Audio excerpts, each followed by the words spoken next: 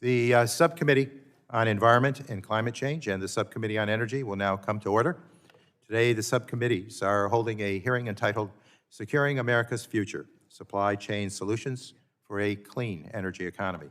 Due to the COVID-19 public health emergency, members can participate in today's hearing either in person or remotely via online video conferencing. Members, staff, and members of the press present in the hearing room must wear a mask in accordance with the updated guidance issued by the attending physician. For members participating remotely, your microphones will be set on mute for the purpose of eliminating inadvertent background noise. Members participating remotely will need to unmute your microphone each time you choose to speak. Please note that once you unmute your microphone, anything that is said in Webex will be heard over the loudspeakers in the committee room and subject to be heard by the live stream and C-SPAN. Since members are participating from different locations at today's hearing, all recognition of members, such as for questions, will be in the order of full committee seniority. Documents for the record can be sent to Rebecca Tomelchik at the email address where we have provided to staff. All documents will be entered into the record at the conclusion of the hearing. Before we get started, I want to recognize that Friday was the last day for the committee's long-serving Chief Environmental Counsel, Jacqueline Cohen. Jackie is a tremendous public servant and was instrumental to the development and enactment of numerous historic environmental laws, including TSCA reform, which I remember well, and reauthorization of the Drinking Water SRF. And hopefully the Build Back Better Act will soon be added to that list. I want to express my gratitude for her years of service and wish Jackie and her family the best. We wish you well, and we're going to truly miss you, Jackie, so Godspeed. I now recognize myself for 5 minutes for an opening statement. The Biden administration and Democratic members of this committee have proposed ambitious climate targets, at least 50% economy-wide greenhouse gas emissions reductions from 2005 levels by the year 2030. At least half of new vehicle sales are electric by 2030, and a carbon-free electricity system by 2035, as well as the policies that will ensure these targets are met. Achieving these goals will require serious commitment and immediate action. It will also require building an immense amount of new infrastructure and manufacturing capacity.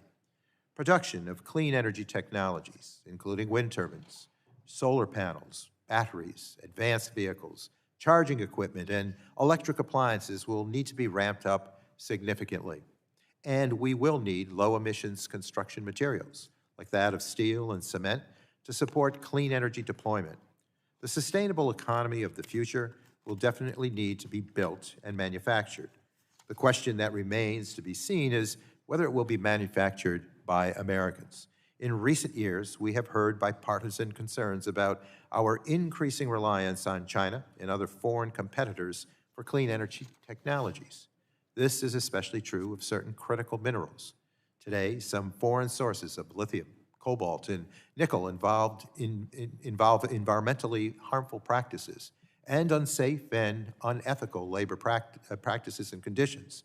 In order for the United States to fully seize the opportunities of the clean energy economy, we need to develop our own resilient supply chains. This may include domestic sources of critical minerals, as well as processing, manufacturing, and recycling capabilities. Ambitious climate action requires nothing less than fundamental changes to our economy and our energy system. Any change on this scale will have its challenges. I acknowledge that. These challenges, including the need to develop domestic supply chains, are not reasons not to act, but rather reasons to discuss how to best overcome these issues in a way that benefits America's workers and her entrepreneurs. Members of Congress have two options: use this as an excuse to oppose our domestic energy transition and guarantee that our foreign competitors dominate the global economy of the future, or we can do something about it. We can support federal policies that will enable American workers to benefit from the transition, ensuring that we are researching, developing, and deploying the next generation of clean energy technologies right here in the United States, and exporting them around the world. This effort is already underway in Congress. Last year, I worked with Congressman Curtis on a Science Committee bill to authorize a battery and critical mineral recycling research program at DOE, which was enacted in the Energy Act of 2020. These R&D efforts can make batteries more recyclable, and future breakthroughs could support development of alternative materials and chemistries that are less reliant on critical minerals. And yesterday, President Biden signed the bipartisan Infrastructure Investment and Jobs Act into law. This bill included billions of dollars to support the development of domestic clean energy supply chains, particularly for battery manufacturing. And similarly, the Build Back Better Act, if enacted, would refresh the 48C tax credit for investment in clean energy manufacturing facilities. Our committee's title of Build Back Better includes billions of dollars for DOE grant and loan programs that will support manufacturing of zero-emission vehicles, charging equipment, and other innovative technologies and their components, as well as financial assistance to decarbonize energy-intensive manufacturing. These investments will help revitalize American manufacturing, making us less dependent on foreign nations with inadequate worker and environmental protections. But this alone will not be sufficient. We must also enhance the recycling and reuse of critical minerals and these clean energy systems. In Europe, more than 60% of the lithium in the economy is recovered through recycling. Today, only 5% of lithium-ion batteries are recycled in the United States. For comparison, the U.S. recycles 97% of traditional lead-acid batteries. Recycling policies and investments, as those proposed in the Clean Future Act, would reduce our reliance on foreign nations' resource extraction, growing our own supply of these minerals while creating American jobs. As we will hear today from Dr. Switzer, there is a strong business case for this work. We know trillions of dollars will be invested in clean energy in the years ahead, and supporting every stage of clean energy technology development will indeed be necessary to position the United States to be the leader of the global clean energy economy. By understanding the future needs and challenges of this transition, Congress can develop federal policies that will enable us to rebuild resilient domestic clean energy technology, supply chains, and support millions of American manufacturing jobs. I look forward to our witnesses' testimony, and I do hope this might be an area where we can work together to support emerging American industries while reducing our reliance on foreign materials and products. With that, I now recognize the ranking member of the Subcommittee on Environment and Climate Change, Representative David Mckinley, for 5 minutes, please. Thank you, Mr. Chairman. Here in the United States, inflation is at a 30-year high, and energy prices are at the highest they've been in 7 years. At the same time, Europe and countries like China are experiencing blackouts and energy rationing. They simply don't have enough capacity to meet the needs, the demands. According to the IEA, the International Energy Agency, global energy demand is expected still to increase 5% this year, 4% next year, and thereafter. Unfortunately, in this rush to meet our dependence, to lessen our dependence on reliable fossil fuels and nuclear, in the near term, renewables simply can't keep up with the demand. So let's take a step back. Rather than this rush to 100% renewable energy by 2030 or 2035, wouldn't it make more sense for the United States to invest in carbon capture and use fossil fuels as a bridge over the next several decades until we can build out our renewables? According to Nettle, the U.S. is on the brink of capturing carbon in a cost-effective manner. And in so doing, fossil fuels will have zero emissions, just like wind, solar, nuclear. And the U.S., in the meantime, can be developing a long-term strategy for developing our critical minerals and acquiring them, developing a long-term solution on our supply chain. So, but put this in perspective. The World Bank Group and the Center for Strategic and International Studies estimate the demand for mineral production, critical minerals, could increase by 500 to 1,000% by the year 2050. Where are we going to get these materials? Even the administration's own environmental justice report has said that published earlier this year said no additional mining. But the United States is entirely too dependent on China and other nations for the minerals needed for renewables. For example, according to the NMA, the National Mining Association, the United States still imports 76% of its cobalt and 100% of its graphite from countries like China and the Congo, places with systemic and significant human rights issues. But this administration seems more interested in pursuing an anti-fossil fuel agenda by restricting mining in places like Arizona and Minnesota. Remember, just last year in this very room, former Energy Secretary Muniz told us the United States should be mining more, not less. So, Mr. Chairman, think about what you're doing here. We're restricting mining in America to acquire these critical minerals that we need for renewables, but you don't like getting them from China or Congo, yet demand is clearly outpacing capacity. I have to say, you can't have your cake and eat it too. I look forward to today's discussion, and I hope that we can come with a sensible, common sense approach in this, an adult conversation as we go through this. We need to find some solutions with this, and I don't think this rush is going to be productive. So I yield back the balance of my time. The gentleman yields back. The chair now recognizes Representative Rush, Chair of the Subcommittee on Energy, for 5 minutes, Mr. Chair, for your opening statement.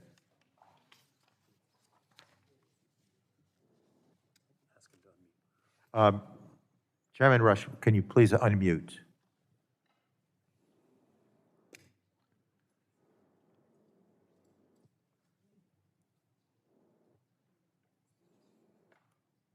There you go. Sorry, Mr. Chairman, thank you so very much. Good morning to you and to all the witnesses and to the other members of the subcommittee, of the joint subcommittee. I would like first to thank you, Mr. Chairman, for working really close with me and with my entire staff and the Energy Subcommittee to make today's joint hearing possible. As we have heard time and time again in my subcommittee, the clean energy transition represents both a challenge and an opportunity. It will be a difficult task, but one that we can achieve to get to net zero emissions by 2050. That said, the clean energy transition also represents an enormous opportunity, and it will enable us to move energy production from foreign countries like Saudi Arabia to right back here at home, and to ensure that our clean energy workforce better mirrors the tremendous diversity of America, and also to make energy more affordable for all Americans. Frankly, Mr. Chairman, we are way behind in our efforts. According to DOE, the United States only produced 3% of the world's solar panels last year and relied upon imports for roughly 40% of the average onshore wind project. Rather than despair, though, Mr. Chairman, these facts should inspire us to action. Rather than surrendering to a tepid reaction, we must vigorously commit to a robust, take no prisoners type and absolute action strategy. The reality is that we have to compare our clean energy supply chain to the traditional fossil supply chain that we are suffering under today. Despite years of hearing about energy independence from the past administration, according to the EIA in August, we still relied on crude imports for nearly 40% of the oil that was produced and processed in American refineries. At a time when volatility in energy prices is causing so many consumers pain, we need to speed up the pace at which we make investments in the clean energy supply chain. And any vote to keep our dependence on fossil fuels is a vote to keep America's energy prices volatile and to expose Americans to unnecessary economic uncertainty.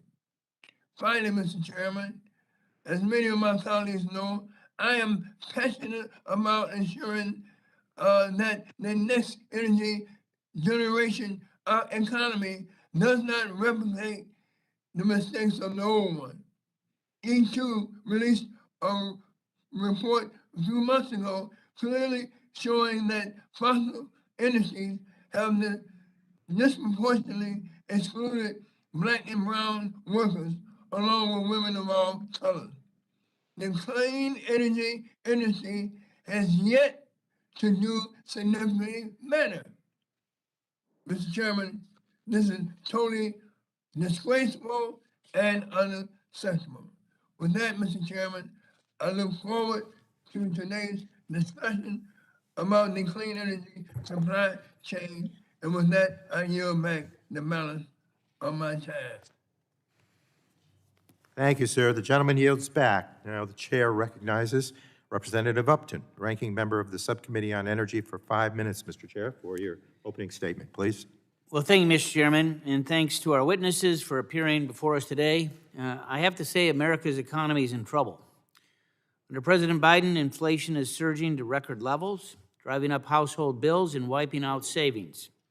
Yes, we are in an energy crisis. The average price for a gallon of gas in my Michigan district is over $3.40. The price at the pump has nearly doubled from last year.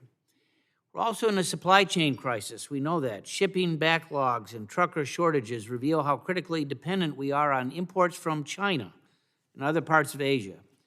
Congestion in U.S. ports is also hurting American small businesses and farmers who depend on a smooth supply chain to send their goods to market.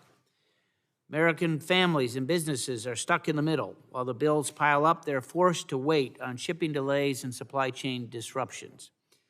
The worldwide semiconductor chip shortage and the cascading impact across hundreds of industries, thousands of industries, proves what's at stake when we become overly dependent upon China and overseas manufacturers.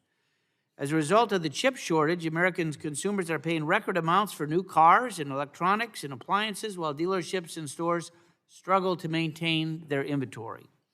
I'm concerned that we're also dependent on China for nearly 90% of the critical minerals and materials that are required for some clean energy technologies, like wind turbines, solar panels, batteries. When it comes to energy, we want to make sure that the supply chain is here in the U.S. so that our electric bills do not spike simply because of supply chain issues. In March, I introduced the Securing America's Critical Minerals Supply Act to require DOE to address our energy supply chain vulnerabilities and encourage domestic production and processing. And over the last decade and a half, the U.S. has emerged as the world's leading producer of oil and gas and global energy superpower. After decades of relying on the Middle East for energy imports, the U.S. became a net exporter in 2019, and that's because of the work here in this committee.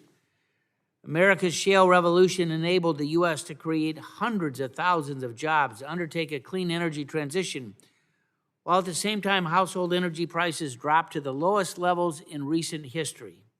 America benefited, and we got used to $2 gasoline and cheap electricity. And those folks now are thinking, why should we have to pay more? Mr. Chairman, I plan to use today's hearing to explore what's at stake and what steps Congress ought to take to strengthen our supply chain and address the energy crisis. Last week, the Energy and Commerce Republicans wrote to request hearings on the energy crisis and preparations for the upcoming winter. It's here. We have serious concerns about rapidly rising energy prices and the negative impact that the price increases are having on the U.S. economy, inflation, and household bills. We're deeply concerned that the administration's anti-fossil fuel agenda is significantly contributing to the energy crisis. Revoking pipeline permits, threatening punitive regulations and taxes such as the proposed natural gas tax in the Build Back Better plan discourages U.S. production. Even more alarming, the administration is asking OPEC and Russia to drill more while threatening U.S. workers with a ban on exports or artificially flooding the domestic market with oil from SPRO, the Strategic Petroleum Reserve. This committee needs to conduct oversight over DOE's handling of the energy crisis to understand better its actions and what steps Congress may need to take ahead of the upcoming winter. We also should investigate how regulations may be causing or contributing to energy price increases and whether the administration's potential shutdown of Michigan's Line 5 pipeline, this is a pipeline that goes from Canada through Michigan to a refinery in southeast Michigan, will increase prices even further. Mr. Chairman, I look forward to today's hearing, working with you to schedule additional hearings in the future to examine the energy crisis. Thank you, and I yield back. The gentleman yields back. The chair now recognizes Chair Pallone, who is the chair of the full committee. And you're recognized, Mr. Chairman, for 5 minutes for your opening statement, please. Thank you, Chairman Tonko and Chairman Rush, also for convening this important joint subcommittee hearing this morning on supply chain solutions for a clean energy economy. This committee and the Biden administration are committed to the clean energy transition and to ambitious decarbonization goals, including a goal of generating 100% clean electricity by 2035. Now, the clean energy transition is underway across the world. Last year, annual renewable capacity additions increased by 45% worldwide, and that was despite the pressures and challenges of the global COVID-19 pandemic. Domestically, the Energy Information Administration projects the share of renewables in the electricity generation mix to double by 2050. And this is a huge industry that's only getting bigger. Unfortunately, we're not fully prepared right now to meet this growing demand, and I'm concerned that we risk falling behind other countries as they invest in the industries of the future. As an example, today China dominates the production and the assembly of solar photovoltaic modules. China controls over 70% of solar PV module assembly, while over the last year the United States produced only 3% of the modules sold globally. China also has over 75% of global cell fabrication capacity, a crucial stage in the battery manufacturing process. In the meantime, the United States has less than 10% of the market share for capacity across major battery components and cell fabrication. With skyrocketing projections for electric vehicle adoption and the growing necessity of energy storage solutions, this is an industry guaranteed to boom. And as we look ahead, the question is whether we want the United States to lead or follow in the clean energy transition. And I strongly believe that we must lead that transition so we no longer have to rely on other countries' clean energy supply chains. It's becoming increasingly clear that key components needed for clean energy technologies are sourced from countries with unacceptable labor and environmental practices. Now, fortunately, the Biden administration has taken decisive action to halt the import of some goods sourced from countries that violate fundamental human rights. But we can and we must do more. It's also important to remember that the fossil fuel industry faces some of these same problems. Extraction processes and labor concerns have plagued the traditional energy supply chain for decades, and we must build a clean energy economy that tackles the climate crisis by eliminating the historic polluting and poor labor practices of the international fossil fuel industry.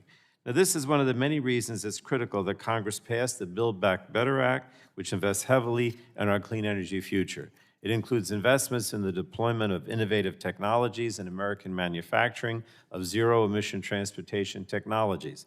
This important funding will increase demand for clean energy domestically while also supporting the development of clean energy supply chains right here in the United States. And as we develop these supply chains, it's vital we focus not only on the manufacture of products and technologies, but also on what happens to those goods at the end of their useful lifetime. In the coming decades, as batteries and wind turbines and solar panels reach the end of their lives, we must manage their disposal and recycling in a way that is safe and economically beneficial.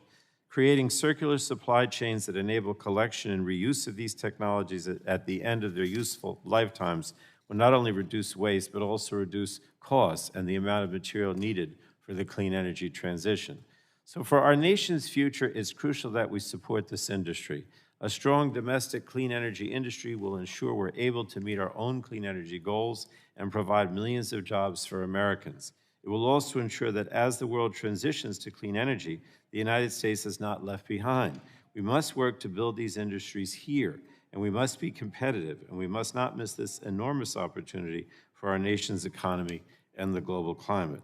I did want to mention also, before I yield back, Mr. Chairman, I wanted to thank, as you mentioned, Jacqueline Cohen for her tremendous contributions to this committee over the last 12 years.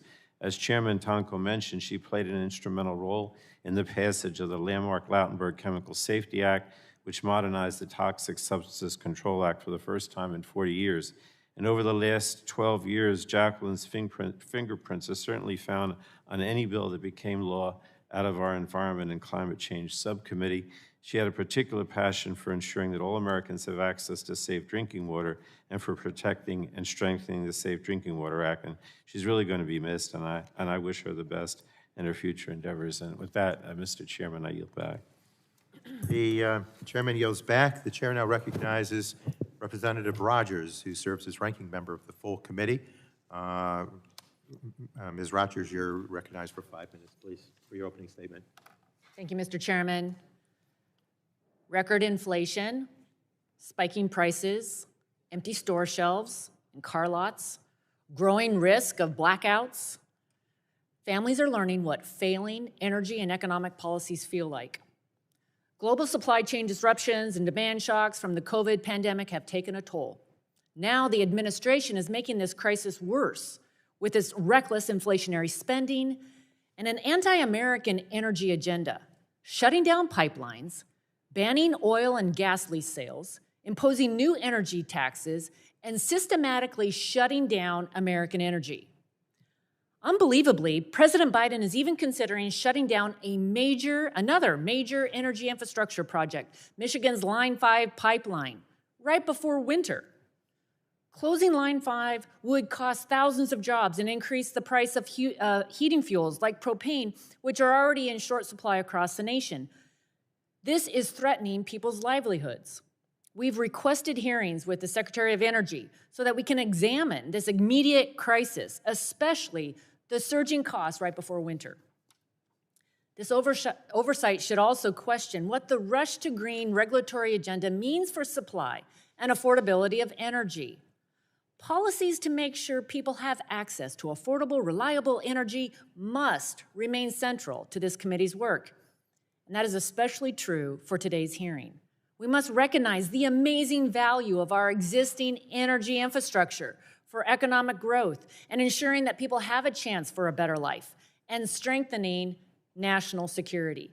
Energy security is national and financial security. We've witnessed the wide-ranging benefits of the American energy renaissance brought about by the shale revolution, lifting people out of poverty, raising the standard of living to the highest level ever. This has revitalized communities, created hundreds of billions of dollars of jobs in economic activity and thousands of new jobs. It's provided strong security benefits in America and lowered carbon emissions more than any other nation in the world, more than the next 12 combined. We win the future by building on the foundations of this energy infrastructure, not by destroying it. This rush to green radical agenda attacks American energy, mandates expansion of weather-dependent wind and solar, and massive electrification.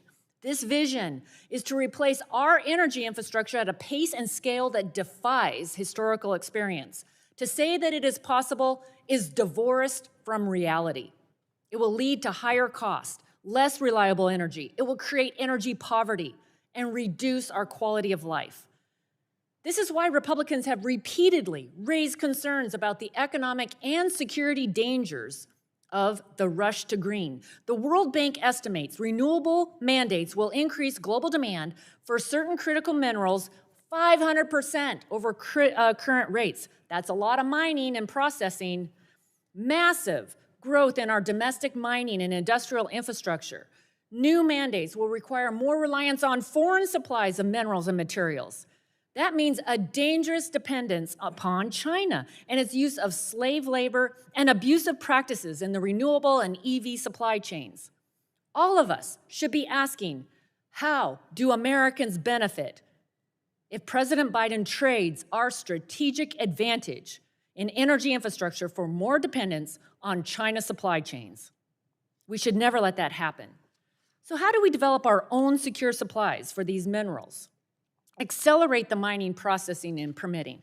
The International Energy Agency concluded in a recent report that it takes more than 16 years to bring a mine from discovery to initial production. How does that timeline fit with the 2020, 2035, 2050, whatever mandate from the Biden administration? I hope we can get some answers today. Radical green mandates seek to replace extraction of energy minerals, oil, gas, coal, and uranium, with extraction of non-energy minerals of lithium, cobalt, rare earths in magnets and batteries. I'm all for increasing our domestic supply of critical minerals. But the reality is, keep it in the ground movements apply to fossil fuels and critical minerals. This drive to renewables has a host of land use, disposal, and environmental costs beyond greenhouse gas emissions. We need a smart strategic approach, rooted in reality, to secure a cleaner energy future. We should be using our abundant resources and American ingenuity and creativity. That's the American way. That means shale, gas, hydropower, and of course, nuclear energy. It's oddly absent from today's hearing. We must lead the American way, protect people's livelihoods, and ensure that we continue to raise the standard of living. I yield back. The gentle lady yields back. The chair reminds members that pursuant to committee rules, all members' written opening statements shall be made part of the record. I now move to introduce the witnesses for today's hearing. We'll be beginning with Mr. Ethan Zindler, head of America's BloombergNEF. He'll be followed by Ms. Roxanne Brown, International Vice President at Large with the United Steelworkers. To be followed by Dr. Jackson Switzer, Senior Director of Business Development of Redwood Materials. And then finally, Mr. Lucian Pugliaresi, President of Energy Policy Research Foundation, Inc. And I welcome all of our witnesses today, and thank you for your time and your information that you'll share. At this time, the chair will recognize each witness for 5 minutes to provide his or her opening statement. Before we begin, I would like to explain the lighting system. In front of our witnesses is a series of lights. The light will initially be green. The light will turn yellow when you have 1 minute remaining. Please begin to wrap up your testimony at that point, and the light will turn red when your time has expired. So we begin now by recognizing Mr. Zindler for 5 minutes to provide an opening statement, please.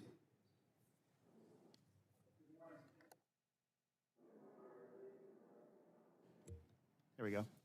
Good morning, and thank you for this opportunity, Chairman Tonko and Chairman Rush, and ranking members Upton and McKinley. I'm here today in my role as an analyst at BloombergNEF, a division of financial information provider Bloomberg LP. Our group provides investors, utilities, oil majors, policymakers, and others with data and insights on the energy world and other sectors of the global economy undergoing fundamental rapid transformation. My remarks today represent my views alone, not the corporate positions of Bloomberg LP, and of course, they do not represent specific investment advice. Progress in the energy industry and transportation industry used to be measured in decades. Its sheer scale meant that the adoption of fuels or technologies was, by definition, slow and laborious. Today, however, how the world generates, delivers, and consumes energy are all not only being transformed radically, but also very rapidly. Both around the world and here in the US, clean energy technologies are no longer at the margins, but very much at the center of change. In 2020, wind, solar, geothermal, and biomass accounted for 12% of global electricity production. That was up from 9% in 2018 and just 4% in 2011. 2/5 of global power came from zero-carbon sources, including nuclear power. In the US, wind and solar share of power generation has doubled in a decade, and 20% of our power in 2020 came from all renewable sources, including hydro. The vast majority of new capacity added to the grid in the last 2 years has been wind and solar. A similar transformation is underway in road transportation, albeit at an earlier stage. In 2015, consumers purchased about 500,000 electric vehicles worldwide. This year, we're on track to see at least 5 million EVs sold, and EVs' share versus internal combustion engine cars has nearly tripled since 2019 to 7.2% in the first half of 2021. Government policies, most notably in China and the EU, have boosted EV sales, but public acceptance and outright enthusiasm for EVs is growing as well. The cars run quieter, they generally require less maintenance, and they have fewer moving parts. They offer outstanding acceleration, and anybody who's driven one will tell you they're also a lot of fun to drive. Clean energy's growth has, of course, created major economic development opportunities. Our firm, BloombergNEF, has tracked over $4 trillion invested in this space since 2004. But far more lucrative opportunities lie ahead. Renewable power projects alone will attract no less than $10 trillion through 2050, our firm projects. Grid expansions and upgrades will top about $11 trillion. Charging infrastructure will need at least $600 billion in the next 20 years. With this fundamental transformation underway, the question is, which companies and which countries stand to reap the most economic benefits? Despite its extraordinary resources, most notably its human resources, today the U.S. is not positioned to lead in these rapidly expanding segments of the global economy. The reasons why are detailed in several reports that I shared with the committee and that we produced with the Center for Strategic and International Studies. But here are a couple quick takeaways. When it comes to manufacturing solar PV equipment, the U.S. today is effectively a bit player, despite being the second largest demand market for such equipment. Chinese companies dominate virtually every segment of the manufacturing value chain for silicon PV modules. In wind turbine production, the story is a bit more complex, in part because these are such specialized pieces of equipment, and partly because they're expensive to ship. When it comes to electric vehicles, the most critical and costly component is the battery. In terms of volume, the U.S. today is a laggard in the final assembly of such batteries and in the production of battery components. China and South Korea are primary suppliers, with Europe coming on very quickly. What specific policies could trigger U.S. clean energy manufacturing growth? For clues, it's worth examining the challenges and successes Germany, India, and particularly China have achieved. In our research with CSIS, we found that to attract the private investment required to scale manufacturing, equipment makers must believe that significant local demand exists for their products, both in the short and the long term. I raise this point because in the context of China, which is not only the largest supplier of clean energy goods on Earth by far, but the largest demand market for such equipment as well. There's been a lot of attention paid to how China subsidizes manufacturing of clean energy equipment by making low or zero interest loans available. While that's certainly true, China has also created significant demand for clean energy goods and services by offering higher tariffs for zero carbon power or offering rebates for the purchases of electric vehicles.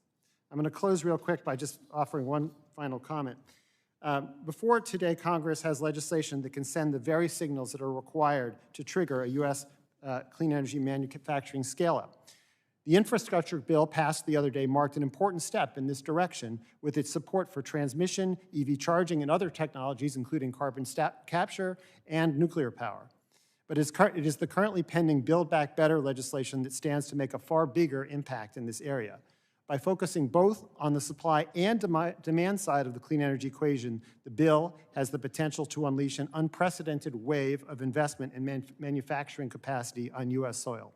Thank you again for this opportunity. I look forward to your questions. Well, we thank you, Mr. Zindler, and again, welcome. And now we welcome Ms. Brown. You are recognized for 5 minutes, please. Chairman Pallone, Ranking Member Rogers, Chairman Tonko, Chairman Rush, Ranking Member Mckinley, Ranking Member Upton, and members of the subcommittees. My name is Roxanne Brown, and I am proud to serve as International Vice President at Large for the United Steelworkers Union. Thank you for the opportunity to testify today at this important hearing to discuss supply chains for the clean energy economy. As the largest industrial union in North America, USW members make the products, components, subcomponents, and raw materials that underpin our manufacturing economy now and which will be necessary to build the clean energy economy. Manufacturing is where much of the economic benefit will lie for communities and workers as new technologies are deployed and as we rebuild our nation's infrastructure. It can and must be a driver of the creation and retention of good, family-supporting union jobs throughout the economy. But I have to be honest, not everyone is looking forward to the transition of the US and global economy to a clean energy one. American manufacturing workers have a great deal of skepticism about what this will mean for their jobs, for them, and for their communities. That skepticism is well-founded after so many decades of policymaking have left manufacturing communities hollowed out. Our union has been having the green jobs conversation with our members for almost 20 years now, and for many of them, that promise has not been realized. We have so many examples of USW members working in clean energy supply chains who've lost jobs instead of those jobs flourishing. Whether it's our members at Rotec in Aurora, Ohio, who 10 years ago made a higher share of large diameter bearings for onshore wind, but were impacted by foreign-made bearings coming into the market, or our members at Corning and PPG Industries, who made glass for solar panels at one time, but couldn't compete once China's industrial policy sought to dominate the global market. Earlier this year, USW member Joe Rona testified before the Senate Finance Committee about how his plant announced efforts to expand into the solar supply chain, only to close less than a decade later, in part because of China's dominance in the industry. This regrettable history does not have to continue into the future. For this transition to be successful, manufacturing workers and their communities must be the leaders of this transition, not the victims of it. We have an opportunity to reverse what has happened in manufacturing sectors across the United States supply chain. And have our members, believe our union, believe Congress, believe the administration when we all say that manufacturing will be the driver of the clean energy economy. The policy environment is creating some opportunities, as we'll see once this infrastructure bill that was signed yesterday was implemented, but more can be done to ensure both economic and environmental sustainability as we move towards a clean energy economy. Our union is committed to seeing both of these things through, but if we do one and not the other, then we don't succeed. My written testimony details the policy pieces our union believes are necessary to help achieve both of these goals, but I'd like to highlight a few. First, policymakers must consider the broad suite of clean energy technologies like wind, solar, geothermal, nuclear, and battery storage, and develop strategies for the supply chain for each of them. This should also include supply chains for building materials for energy efficiency, carbon management like utilization and direct air capture, batteries and charging stations for electric vehicles, and emerging fuels like hydrogen. Second, secure domestic supply chains will only grow if intentional choices are made to develop sound industrial policy and a strategy for investing in the manufacture of these technologies.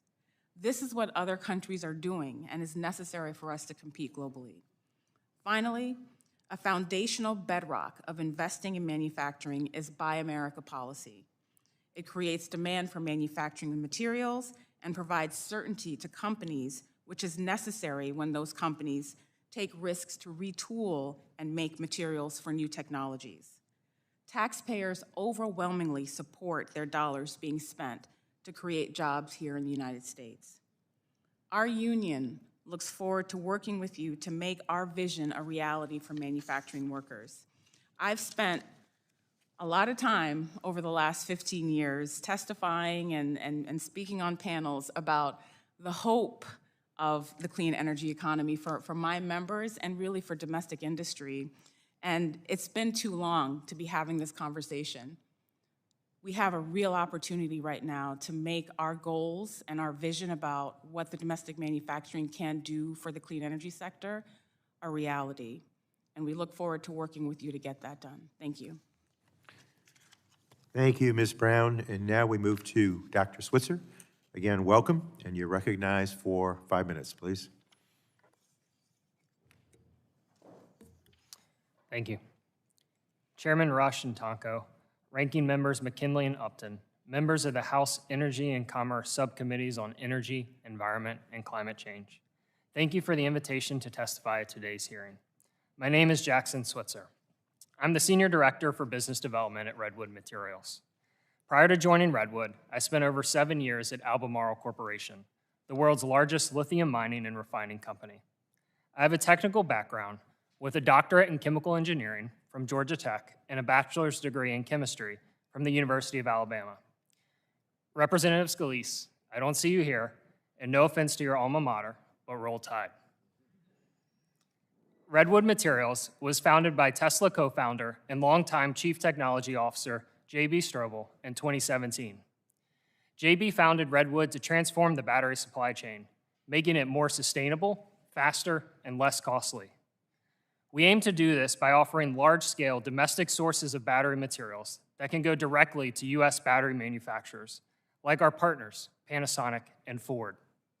Our battery materials will be produced from recycled batteries, augmented with sustainably mined material. By 2030, Redwood intends to produce enough material to supply over 6 million electric vehicles annually. We feel that quickly ramping a domestic battery material supply chain using the highest possible percent of local, recycled raw materials is the best way we can help meet the U.S.'s clean energy goals. As Ethan at Bloomberg highlighted, our world is rapidly transitioning to electric vehicles. EVs are projected to account for nearly 100% of new cars sold in 2040. Ford, General Motors, and Stellantis have each made declarations to go all in on electrifying their fleets over the next decade, and EV manufacturers Tesla and Rivian plan to exponentially ramp production. This expanding demand for EVs presents an opportunity for the U.S. economy, particularly the automotive sector, which accounts for roughly 3% of our nation's GDP. Building out domestic EV battery and materials manufacturing capabilities can help position our country as a competitive international player in the global automotive space. Central and critical to this is establishing U.S. leadership across the battery supply chain. The two battery materials we're focused on at Redwood are cathode materials and copper foils, which together make up nearly 65% of the cost of a battery, and therefore have major consequences to EV manufacturing. Cathode materials have a long and complex supply chain today that involves mining and refining metal ores on multiple continents. Often these materials travel greater than 50,000 miles before reaching an EV in the US. In total, US cathode demand is expected to increase by 600% over the decade. If the supply chain is left as is, to keep pace, the US would need to import greater than 2 million tons of cathode materials through 2030. This also translates to a lost economic value of over $85 billion US. However, there is tremendous opportunity to generate our own supply of these materials over time here in the US. Cathode material elements like lithium, cobalt, and nickel are infinitely recyclable. Copper foil supply chain is similarly dominated by other countries, particularly by Chile, Peru, and China. If its supply chain is left as is, the US would need to import greater than 800,000 metric tons of copper foil through 2030, with another lost economic value of greater than $13 billion. Interestingly, the US currently exports about the same amount annually, 800,000 metric tons of copper scrap to Asia each year. This actually presents a tremendous opportunity for copper foil manufacturing within our country, capturing a valuable resource that we're currently exporting. The supply chain localization opportunity here is enormous. We're confident Redwood Materials can be part of the solution. Look, the transportation to electric transportation and clean energy is coming. As a nation, we must ask ourselves if we want to create the infrastructure and jobs to support that shift here in the United States, or will we allow other nations to develop the manufacturing capacity overseas, as has happened with most of the clean energy economy to date. Redwood Materials is committed to localizing the battery material supply chain to the U.S., but we're just one of many innovative American companies developing cutting-edge technologies that support electrification. Implementing the right policies now is critical to helping these companies drastically and quickly scale their production in America. Policies like the Battery Manufacturing and Recycling Grant Program, which was spearheaded by Representative Doyle and included in the Bipartisan Infrastructure Investment and Jobs Act, will help launch innovative solutions to strengthen the supply chain. Reinstituting the 48C tax credits to support clean energy manufacturing, as proposed in the Build Back Better Act, will also help companies invest in the United States and create high-quality jobs. In closing, creating a circular supply chain for electric vehicles and clean energy products in the United States is a win-win, allowing our country to counteract an important environmental risk while creating economic security, tens of thousands of jobs, bolstering our supply chain, and ensuring that the billions of dollars that will be invested in the battery industry land here in the U.S.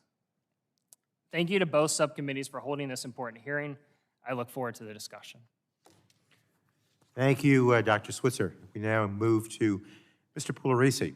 You're welcome, and you're recognized for 5 minutes, please. Thank you. Chairman Tonko, Chairman Rush, Chairman Pallone, Ranking Members Mckinley, Rogers, and Upton, I very much appreciate this opportunity to give my views on today's topic. My name is Lucian Pugliaresi. I'm president of the Energy Policy Research Foundation. I have personally worked on a broad range of energy security issues, both in and out of government, since the 1973-74 Arab oil embargo. I'd like to make just a few brief points to summarize my testimony. I hope the members will get a chance to look at some of the figures we put together there. The energy system is highly complex. It's interconnected regionally and globally in ways that are not always apparent. The transition presents a new set of supply and price risks for consumers and manufacturers. Achieving net zero in the developed world, I'm talking about the OECD, is a prodigious and actually unlikely task. And even if we do that, we will only eliminate 20% of global emissions versus a range of business as usual forecasts for 2050. Everything is about the developing world, the Asia Pacific, Africa. Regulatory programs, as well as private sector commitments to accelerate the energy transition, whether it's mandates, targets, financial or federal procurement guidelines, create uncertainty and financial risks that will limit needed investments in a broad range of legacy fuels, particularly oil and gas.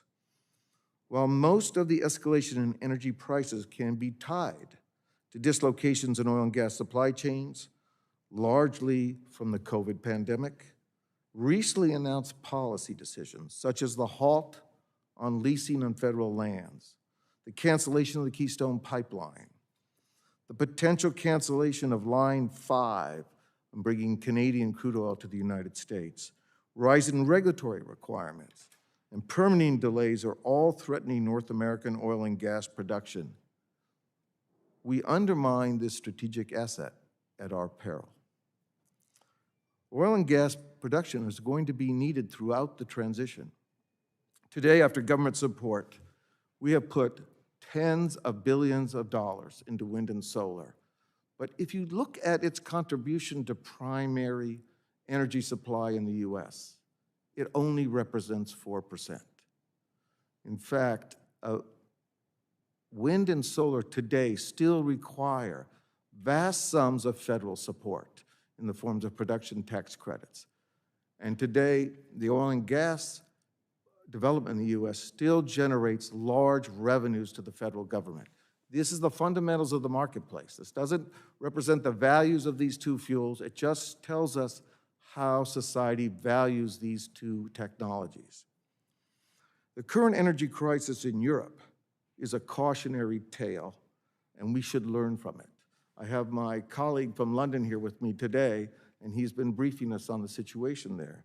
The European crisis has its roots in policies that sought rapid decarbonization without accounting for the associated supply risks. Policy initiatives which seek to accelerate the U.S. transition to a fully renewable energy complex before these technologies are cost-effective will have global implications. And we're going to cede our energy security to China, Russia, and the Middle East. They will all gain positional advantage if we don't do this right. The transition will create unprecedented new demands and add new energy security threats to existing ones. We are essentially trading a secure and independent energy complex for one with new and poorly understood risks. I recommend you look. We issued a chart of the week by one of our senior researchers, Max Bezier, and there's an interesting statistic in there. A smart battery phone uses 3 grams of lithium. A Tesla uses 140 pounds. Think about the requirements as we accelerate electric vehicles in the U.S. Investment and adaptation should be part of our discussion going forward. And finally, and most importantly, policy measures should be robust against uncertainty. We have a long list of things we've done, the Congress and past administrations, which sounded like a good idea at the time, but the world changed.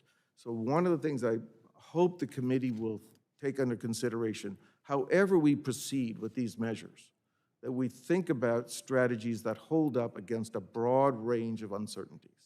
Thank you for your time. Thank you very much, Mr. Pugliaresi. We now move to member questions, and I'll start by recognizing myself for 5 minutes. When we discuss clean energy goals, they can often be difficult to wrap our heads around. So, Mr. Zindler, I'm hoping you can help give us a better sense of the scale of our national or even global energy transition. Can you give us any estimates on how much investment is required, necessary, to achieve an ambitious emissions reduction goal?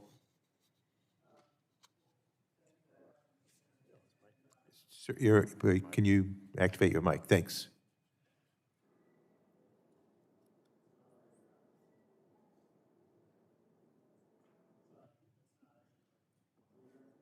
No.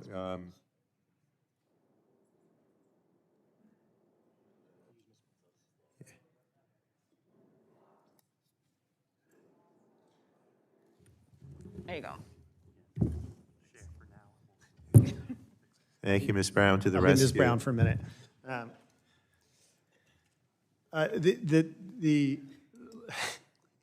First, just a comment. If I could just make one quick comment, which is that I heard a lot about talking about how this is some kind of a rush, that this is a policy that's a rush. Only here in the U.S. is this viewed as a rush. There are 10 countries already which get more than 25% of their power from wind and solar today. And these are not tiny countries. These are countries like UK and Spain and Portugal and Germany. They've already made, or Uruguay, they're not all in Europe, where we've seen this kind of transition already underway. So there's nothing particularly actually new. If anything, we're well behind on a transition that's taking place around the globe. We've been seeing about $500 billion, Mr. Chairman, to your question, we've been seeing about $500 billion a year invested in what we would call energy transition technologies overall. That number basically has to double to start to get where we need to go in terms of trying to achieve some of the net zero targets that have been declared. Thank you. And can you give us a sense of what that means in terms of manufacturing or critical mineral needs? Like how many more solar panels, wind turbines, and batteries are needed in a world where those targets are achieved?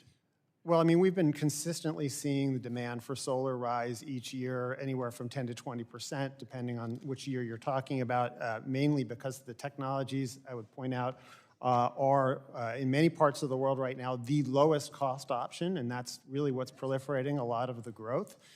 So we expect for the U.S. to try and hit its clean energy goals, the ones that have been declared, to try and get to 0% carbon by 2035. We need to go from building about 40 gigawatts a year to building about 80 per year in the United States. which means about a roughly doubling in the investment in the short run. But obviously, the costs have been coming down, so that will reduce that somewhat. Thank you. And based on today's testimony, it seems for at least some technologies and components, there are not currently U.S. firms positioned to fully take advantage of these massive emerging markets. The Build Back Better Act would help change that.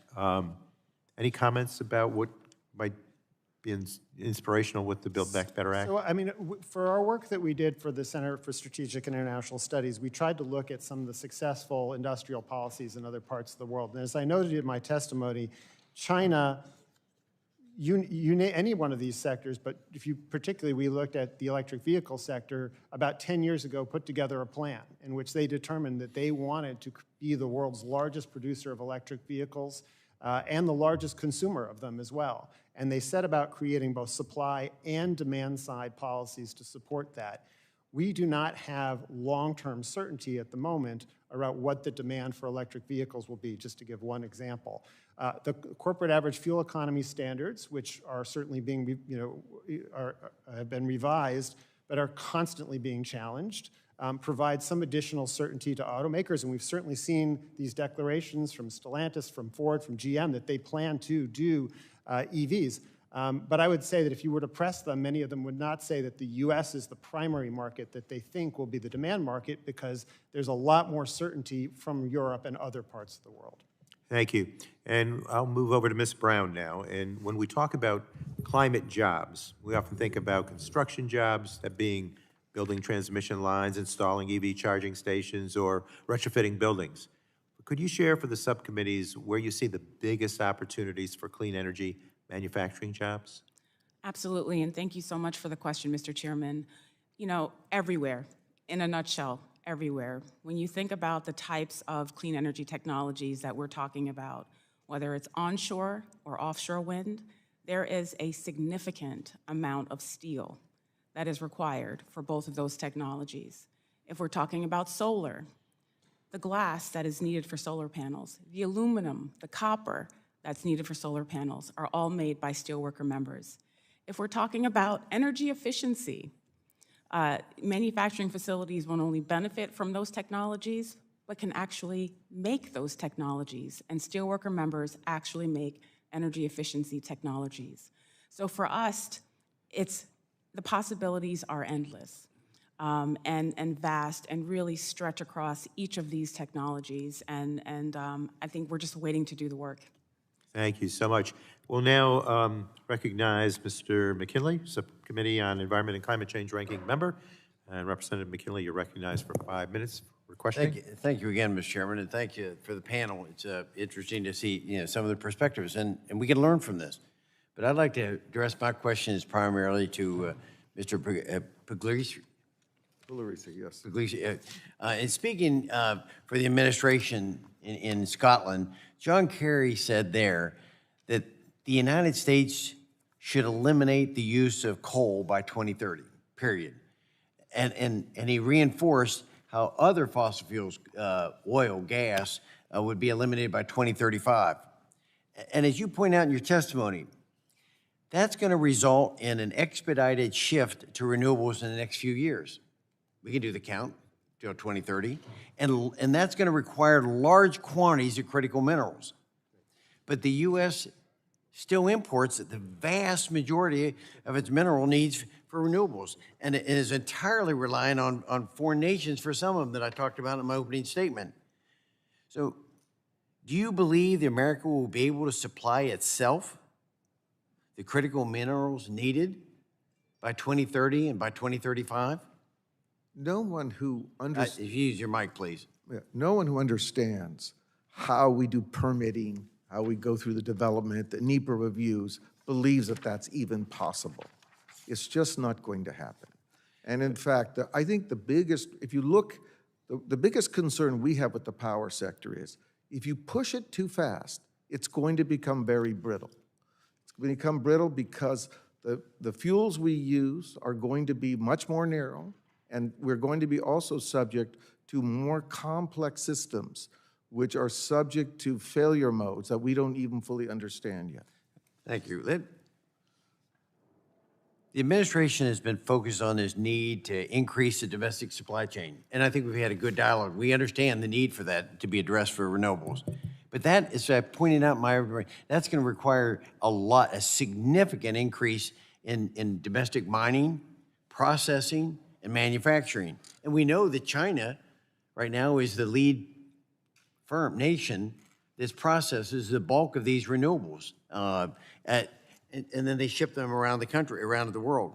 And we said before, the U.S. is going to need to meet the demand. We're going to need to 500 to 1,000% more minerals than we have today.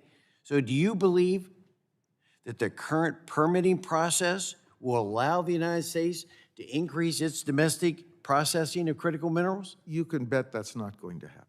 You don't, I mean, it's, we have the process. Look, you just look at the scale problems that we face. We've been working on wind and solar for 30 or 40 years. And we've had grandiose plans. But as I pointed out, deploying it is something else. It still only represents 4% of primary energy. Then why isn't Congress and the administration, why aren't they listening to you?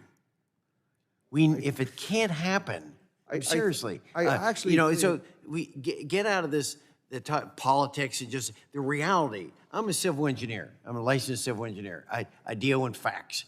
I don't understand why we're letting emotion get into this rather than the facts that you're pointing out. We just simply can't get there now. And that was why I was making in my opening remarks saying, give us time. We're going to get there. But I'd like to have this the use of fossil fuels to bridge until we can get those things taken care of. But in the meantime, we're dealing with this. And then there's the last question I'd like to ask is having to do with the critical minerals again. What are the labor and environmental benefits if we process these critical minerals in the United States as compared to what they're doing in China and elsewhere? Because we've been concerned about environmental justice, and I've understood some of the components of that. But what are we doing now? If we bring this back home, are we going to improve? And it should hopefully increase the environmental benefits by producing them here. Can you elaborate a little bit on that? Clearly, we have an enormous number of environmental standards that all industry has to adhere to. So from a global point of view, it will be produced in a much cleaner, responsible way. But it also is going to require a scale. I think we really don't appreciate the scale of the problem before us. You know, people talk about Denmark. There are 5 million people in Denmark. There are 300 million people in Indonesia, and they all want an air conditioner. And they don't want to spend a lot of money for their power. So the real dilemma for us is we have to let our technology mature so that it's cost effective, so that the American consumers don't see escalating costs as we try to wrench the system before the technology is ready to be deployed. Mr. Pugliaresi, I can't agree with you more. Thank you for testifying here, and I yield back my time.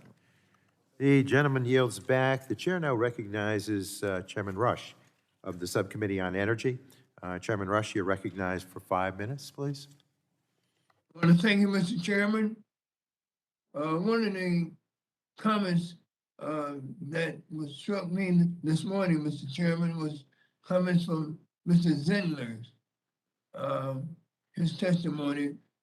And Mr. Zindler, you stated that the clean energy provisions of the Build Back Better Act, which this subcommittee, new subcommittees help you write, stand to make the biggest impact in expanding the clean energy supply chain. Would you explain how passing the BBB will establish and grow the domestic clean energy supply chain? Thank you, Mr. Chairman. And yeah, I would be happy to respond to that. But I do want to just come back on a couple things, a comment that's been made twice about wind and solar only providing 4% of primary energy in the United States. I'll just state a basic fact. Wind and solar is used for electricity purposes. We don't put wind turbines on our cars. We get energy is not just electricity. The electricity sector is 40% of our energy usage. So to say that it's only 4% of total energy is correct, but it's 10% of power, and it was 0% basically 15 years ago, 10 years ago even. So just want to clarify that because that's not really a fundamentally accurate way to depict this. Unless someone here would like to put wind turbines on cars soon. Now, to the question about what's in the Build Back Better legislation, I think what's critical in there is that it looks at this from both the supply and a demand side. I talked about the China example earlier. If you look at the support that the Build Back Better bill provides, it both provides incentives to consumers to buy EVs. It provides incentives, tax credits for those to build wind and solar, but it also has supply-side supports in the form of tax credits for specific segments of the manufacturing value chain overall, which can help to ensure that as the market scales, the manufacturing takes place more within the U.S. than it would elsewhere. Thank you. Ms. Brown, can you talk about what the United Steelworkers see in terms of the impact of job creation from a build-out of the clean energy supply chain? And could we see the expected, can you tell us again, what is the expected impact on job creation for Black and brown workers under the Build Back Better Act? Thank you for the question, Chairman Rush.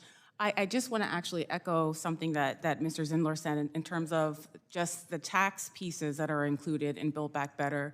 For the first time, there are actual requirements attached to clean energy taxes that, make it a requirement to use and source domestically produced materials for any clean energy projects.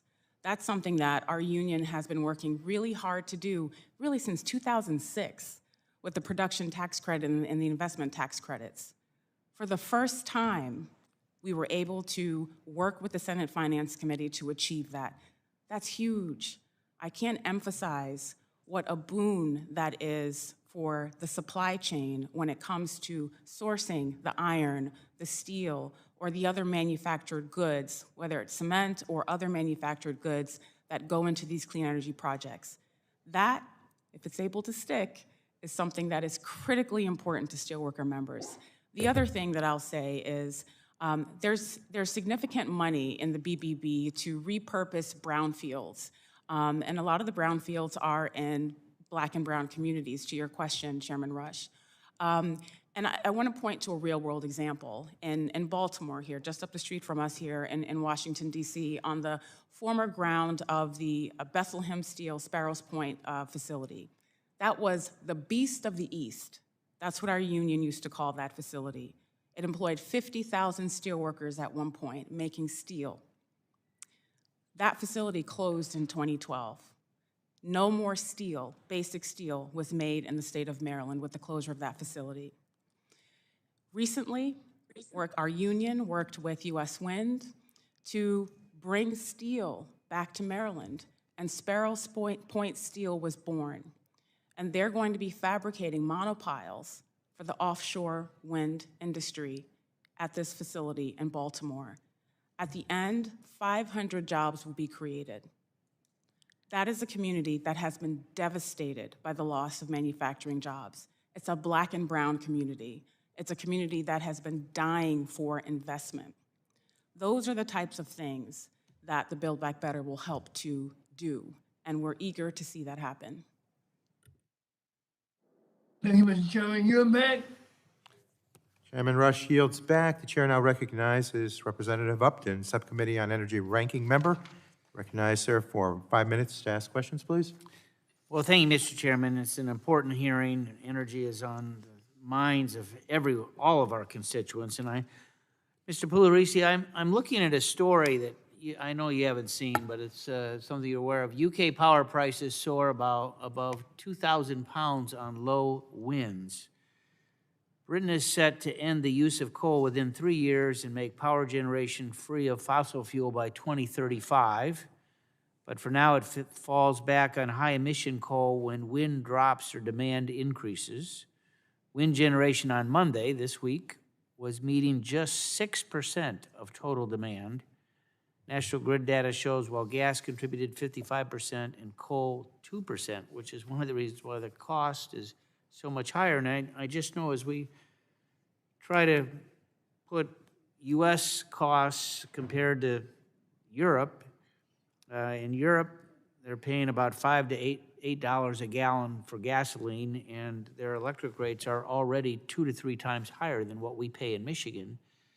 I support renewable fuels, always have, but it's part of the all of the above strategy, and you've got to have something there for when the wind doesn't blow and the sun doesn't shine, which is exactly what happened in England this last week. So what do we do about that? What do we do about these surging gas prices that are practically double where they were a year ago? And what signals should we be sending to American consumers across the country to whether it's encouraging more domestic energy supplies and try to get control of some of these gasoline prices? Right. First, in terms of the power sector, we're completely technology agnostic, but it's really important to understand that intermittent electricity is not the same product as baseload electricity. It doesn't have the same value because when you turn the switch, it might not be there. I actually asked Chairman Chatterjee once, why don't we have everybody bid firm power? At least we'd have some price discovery. We'd find out because we have these levelized cost estimates, but we really need to understand what it means to integrate these intermittent fuels into our power system. We have data out of Japan now that suggests they accelerate dramatically once you get past 30% of the grid. So some of our technology is just not ready yet. We don't have good backup systems like batteries and stuff. So in Germany is a classic case. One of the reasons gas demand is spiking in Germany is they shut down their coal facilities, they pulled back on the nuclear plants, and they ended up with a very brittle system which was not able to deal with uncertainties in the power demand.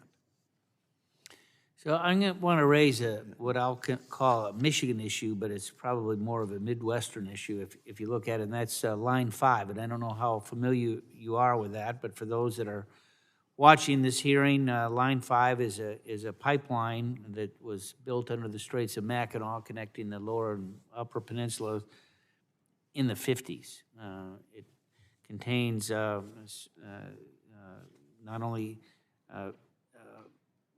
propane going to the north to help heat the upper peninsula. There's electric lines as well as crude oil that goes down to a Marathon refinery as Michigan here down in the southeast corner of the state.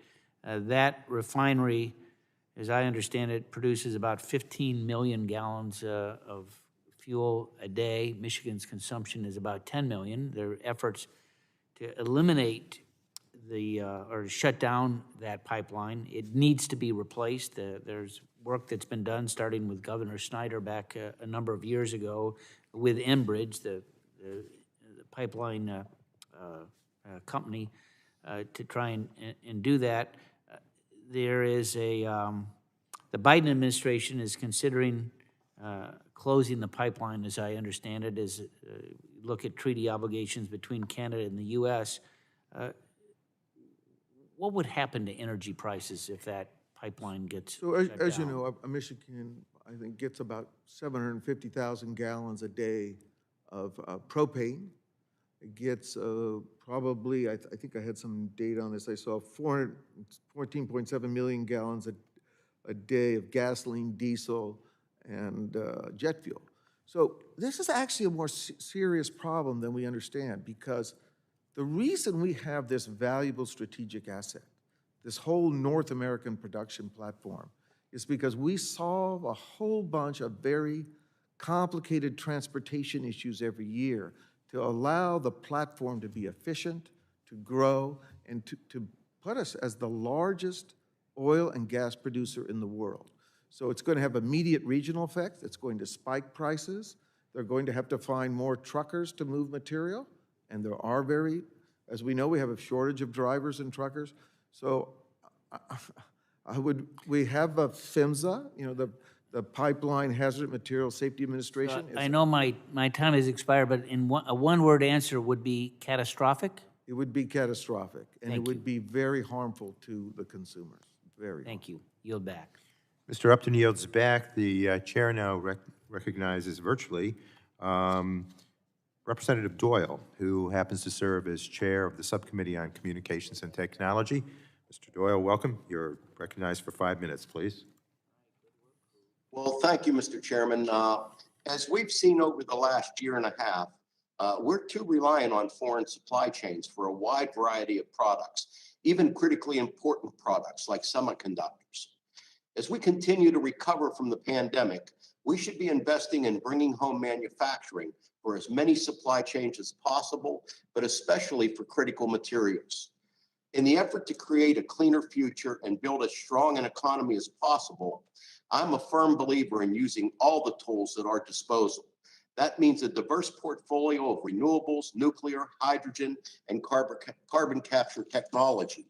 And if you really want to make America truly energy independent, we should focus on building out the domestic supply chains for technologies that take advantage of fuel sources that aren't reliant on volatile global price fluctuations. With the limitations of international supply chains on display and human rights violations in numerous major supplier nations, investing in building a domestic supply chain for clean energy technologies, as Mr. Mckinley, Ms. Dingell, and Mr. Vesey and I did through including our Battery Material Processing and Component Manufacturing Act in the Infrastructure and Jobs Act, is critically important. This is also an opportunity to invest in new innovative companies. Companies like Redwood and EOS Energy in my district are creating new innovative technologies to recycle materials, build components, and pioneer new technologies. Building a strong domestic supply chain for clean energy technologies will create opportunities for American companies to lead the world, create jobs, and make America a truly independent leader in a cleaner future.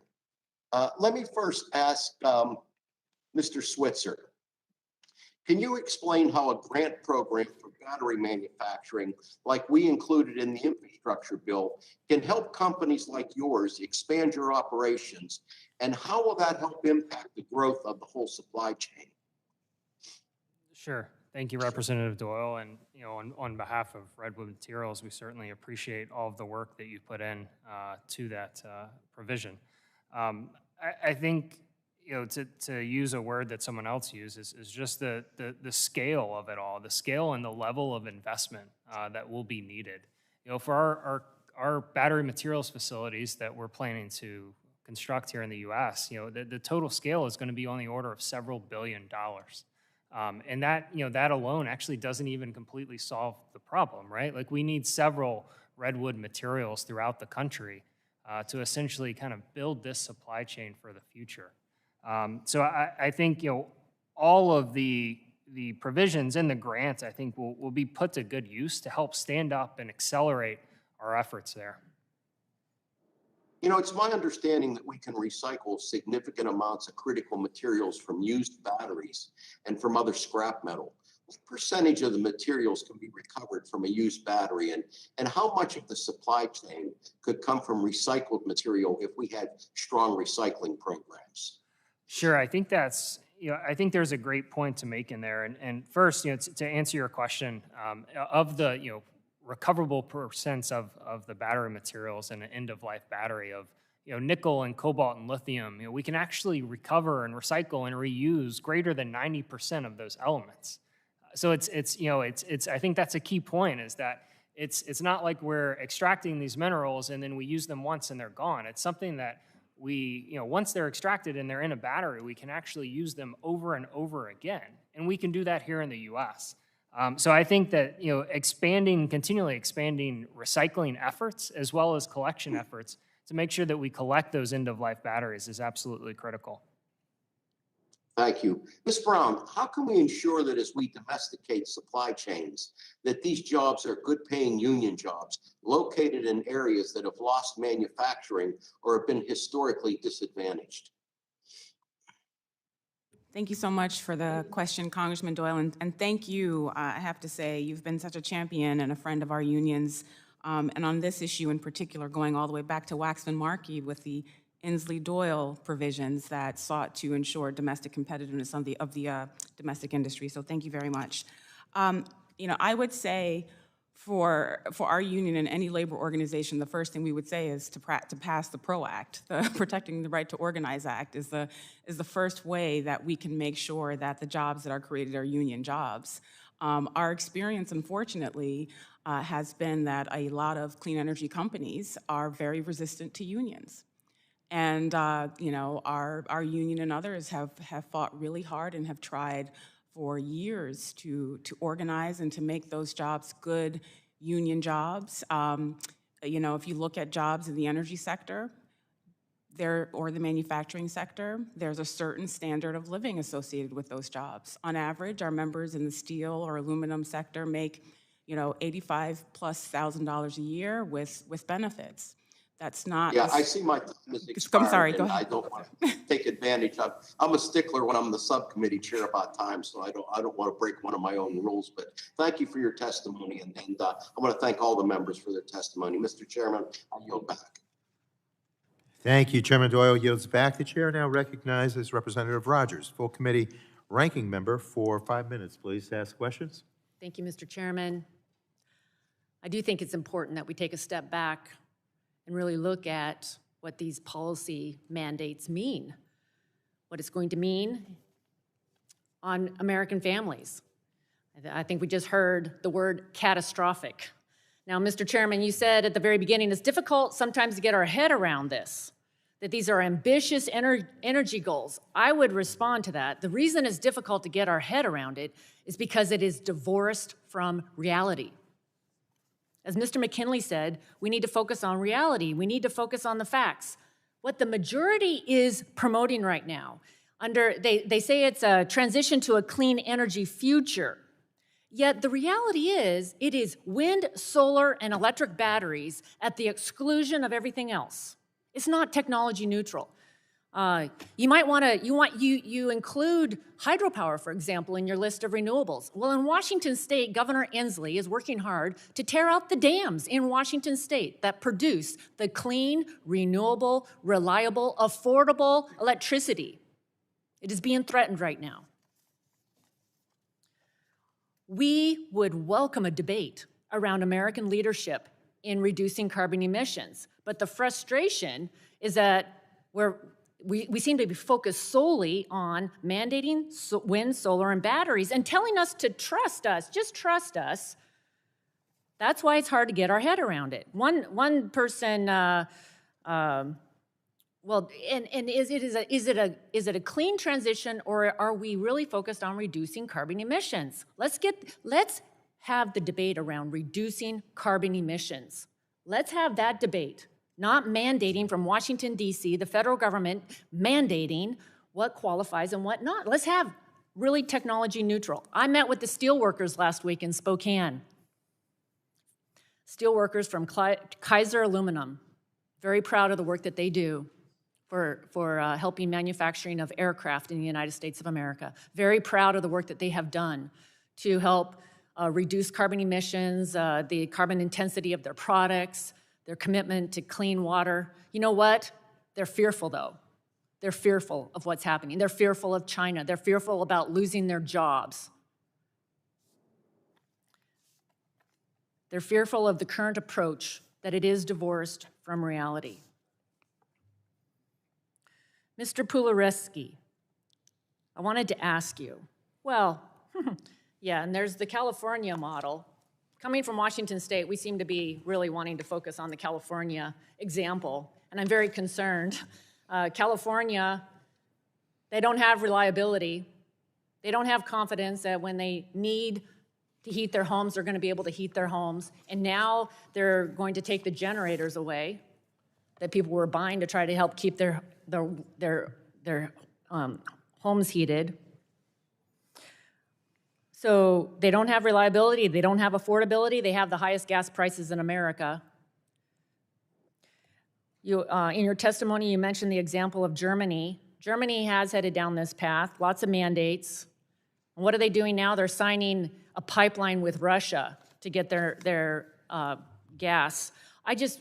Would you speak to affordable energy, the demand for oil and gas globally, and what it's going to mean when the United States is shutting down American energy, and what does that mean for global energy security, reliance, and especially on the people in the world that are living without electricity today that need energy? Yeah, so first thing I think we sort of forgot, between 2010 and 2019, the United States provided 80% of the incremental world demand in petroleum.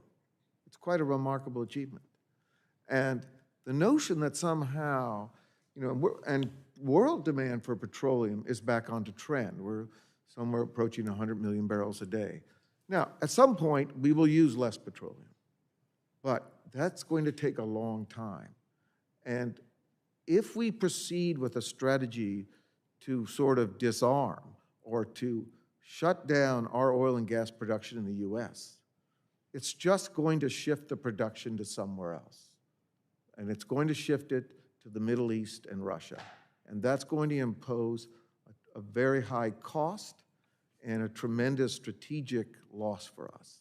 We have spent 40 years becoming energy independent. Right. We shouldn't give that up. That's right. Until the replacement fuels are I completely agree, and it seems to be okay to get our, ask OPEC for more oil, but shut down pipelines in America. This makes no sense. It's divorced from reality. Let's get focused on the real goal of American leadership, reducing carbon emissions and continuing to lead the world in reducing carbon emissions. That should be the goal, not wind, solar, and batteries only.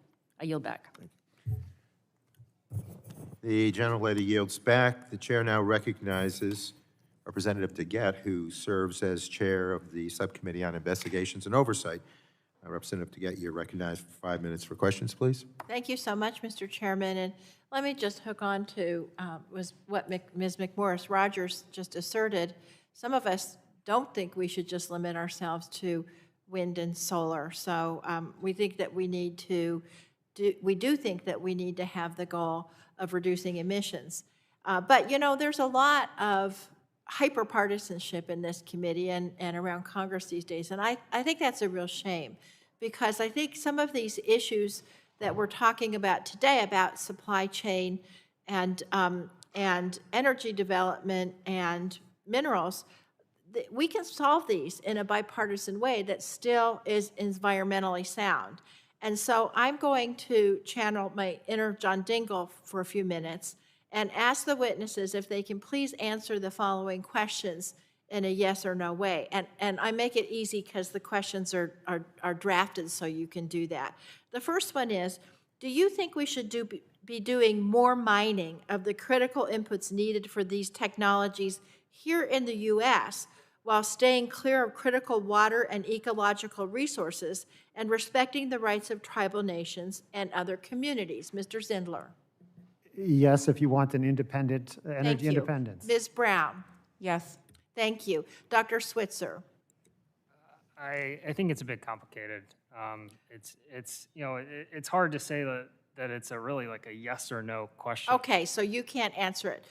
You don't. So do you think it would be a good goal to mine these things here in the U.S. while respecting the rights of tribes and others? I think that in general the world will need more mining, but So what about you? Can you pronounce your name? Pugliaresi. Mr. Pugliaresi, what about you? Yes. Okay, thank you. Now, should it be a goal of Congress and the administration within, say, 5 years to do most of the manufacturing required to produce our clean energy here in the U.S., or at least be partners upholding the same high labor and environmental standards? Mr. Zindler. Yes, it should be the goal. Ms. Brown. Yes. Dr. Switzer. I think our goal should be to transition to clean energy, and then we should continually work in parallel to bring that manufacturing here. I totally agree. Mr. Pugliaresi. Yes. Now, should it be a matter of U.S. policy to do the mining necessary for clean energy here in the U.S. and in countries upholding the same high labor and environmental standards that we have here? Mr. Zindler? Yes, assuming we have the resources here. Absolutely. Ms. Brown? Yes. Dr. Switzer? I would also say yes with the same caveat around the resources and their economic viability. Mr. Pugliaresi? Yes. And should it be a matter of U.S. policy to invest in technologies that reduce the amount of raw materials that need to be extracted in the first place? Mr. Zindler? Yes. Ms. Brown? Yes. Dr. Switzer? Yes. Mr. Pugliaresi? Yes. See, we can find agreement. I really appreciate it, and I know and Dr. Switzer, in fairness to you, I know that it's not always a simple answer, but in fact, I think we can all agree that our goal should be to mine these materials as much as possible, economically and practically in the U.S., or in places where the same high environmental and labor standards that we have in the U.S. are happening. And that's something that the Democrats agree with, and I know it's something that my Republican colleagues agree with. So I look forward to working with my friends on the other side of the aisle, Mr. Chairman, to make sure these things can happen, and I yield back. The gentlelady yields back. The chair now recognizes Dr. Burgess, please, for 5 minutes. Thank you, Mr. Chairman. And I wonder if I might continue just for a moment in the yes and no variety of questions, and we'll just go down the list as Chairwoman DeGette was doing. Would a real infrastructure bill have included a title on mining, Mr. Zindler? I don't know. I'm not a legislator. Ms. Brown? I can't answer that in a yes or no. The answer is yes, but Dr. Switzer? I'm the recycling guy. Mr. Pugliaresi? Yes. All right. Well, thank you for that. And it is important because we do a lot of big policy things here in this committee, and we sometimes, I'm afraid, lose sight of the implications of that. And Mr. Pugliaresi, you've provided us with a series of very intriguing figures at the end of your written testimony. And it seems to me as I look at those, a recurrent theme through that is the timeline from where we are now, roughly 2020, to 2050, which is where we purport to be at a zero carbon emission energy production. The amount of energy required is going to go up by a lot. It varies, granted, but in your figure 11 on the number of exajoules required, it looks like it could go up a bunch. Is that a fair statement? Yes, particularly when you consider the economic growth and the population growth we're going to see throughout the Asia Pacific and Africa. Large regions which are very energy short now, and as economic growth takes place, energy demand is going to accelerate.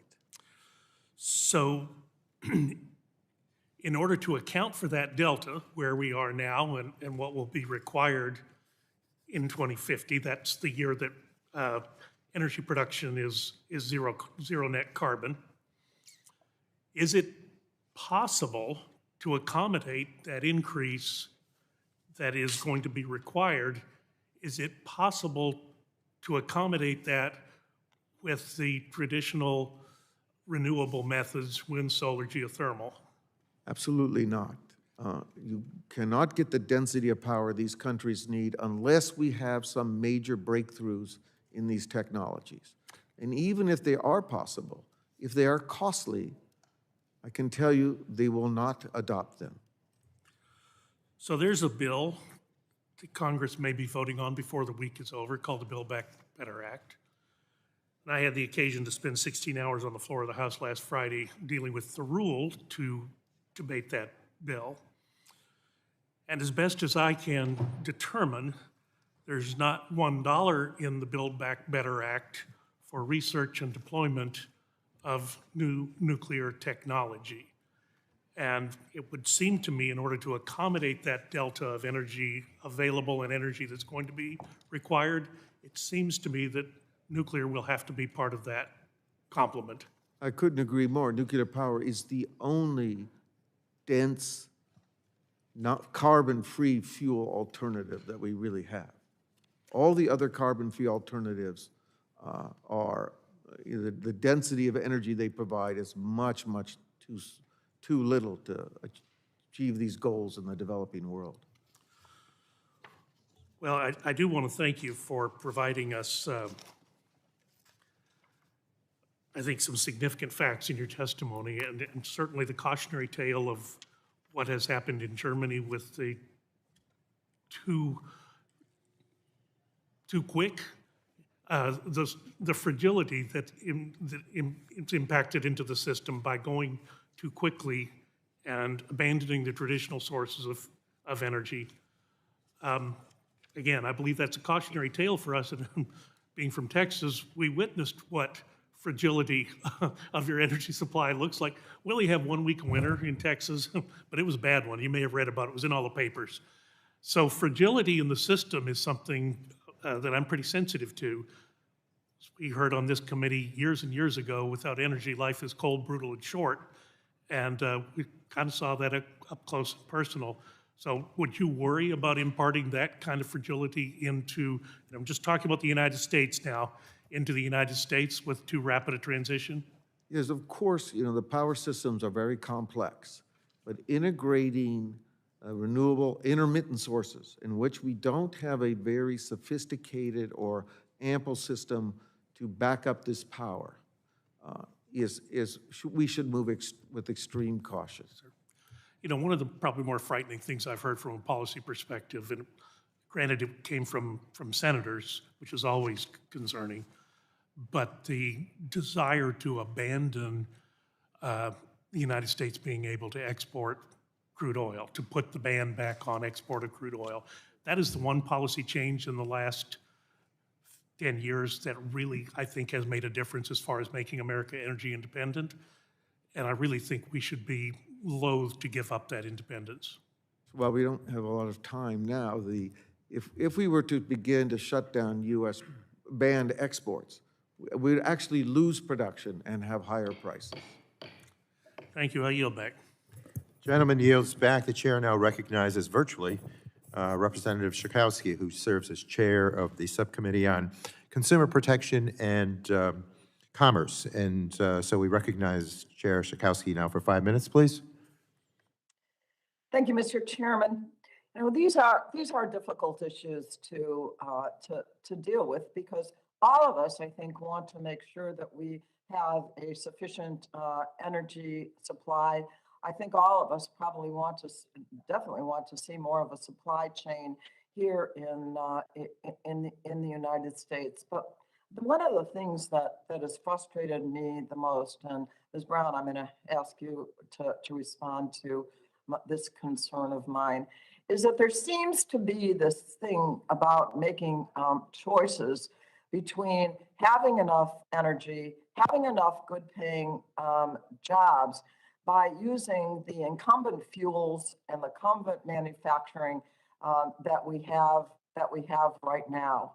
And my concern is, we just came off of an international report on how we're really at ground zero for climate change, and the international conference discussing how we are going to protect our planet, into the future for our children and grandchildren. So I guess the question that I want to ask, is this a choice between clean energy and good jobs?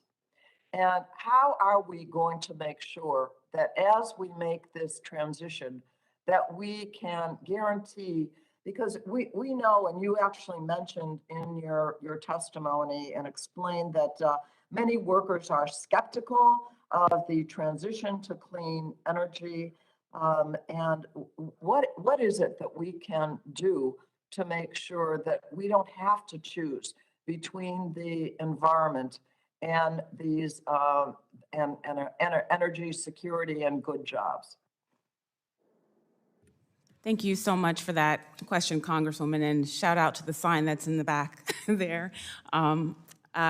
No, it's a false choice. And, our former president, Leo Gerard, would say this all the time, that we don't need to choose between good jobs and a good environment. We can achieve both. And that quite literally has been the work of our union going back for more than 40 years around economic and environmental sustainability. We have always taken the position that it is partially our job to make sure that the employers that our members work for, the companies that they work for, are actually doing their part to be good environmental stewards. This goes all the way back to the first Clean Air Act, up to today, where we stand here encouraging Congress to move forward with good climate policy, but that you do it by putting workers first, by focusing on domestic industry, by looking at the existing capacity that we have here in the United States and each of the sectors that help to build this economy. There's a lot of conversation here today about the auto industry and EVs. Domestic industry and domestic workers were such a big part of building that industry in this country. Our members today remain a big part of the auto industry and bringing that into the future. We represent the largest workers in the auto supply chain. The entire domestic industry, steel, rubber, cement, glass, aluminum, copper, I could literally go down the list in terms of all of the products that steelworker members make. All of those products can play a role in the U.S. clean energy economy. In 10 years, the global market around clean energy technologies will be $23 trillion. We should not cede the capacity that we have here in the United States to other nations that are racing to get that. We should be building on what we have. And so, we stand here, we've been here, like I said, for 40 plus years in this fight, and we want to make sure that as we do this, workers are at the center. Thank you for the question. Well, I appreciate that answer. I think this idea that unless we continue to do things as we have, and certainly there are many people that we have to do a really good job about a transition. But if we don't, I think we are in real trouble. And I think that I'm grateful that the workers in these industries are part of the solution. So thank you very much for your response. I yield back.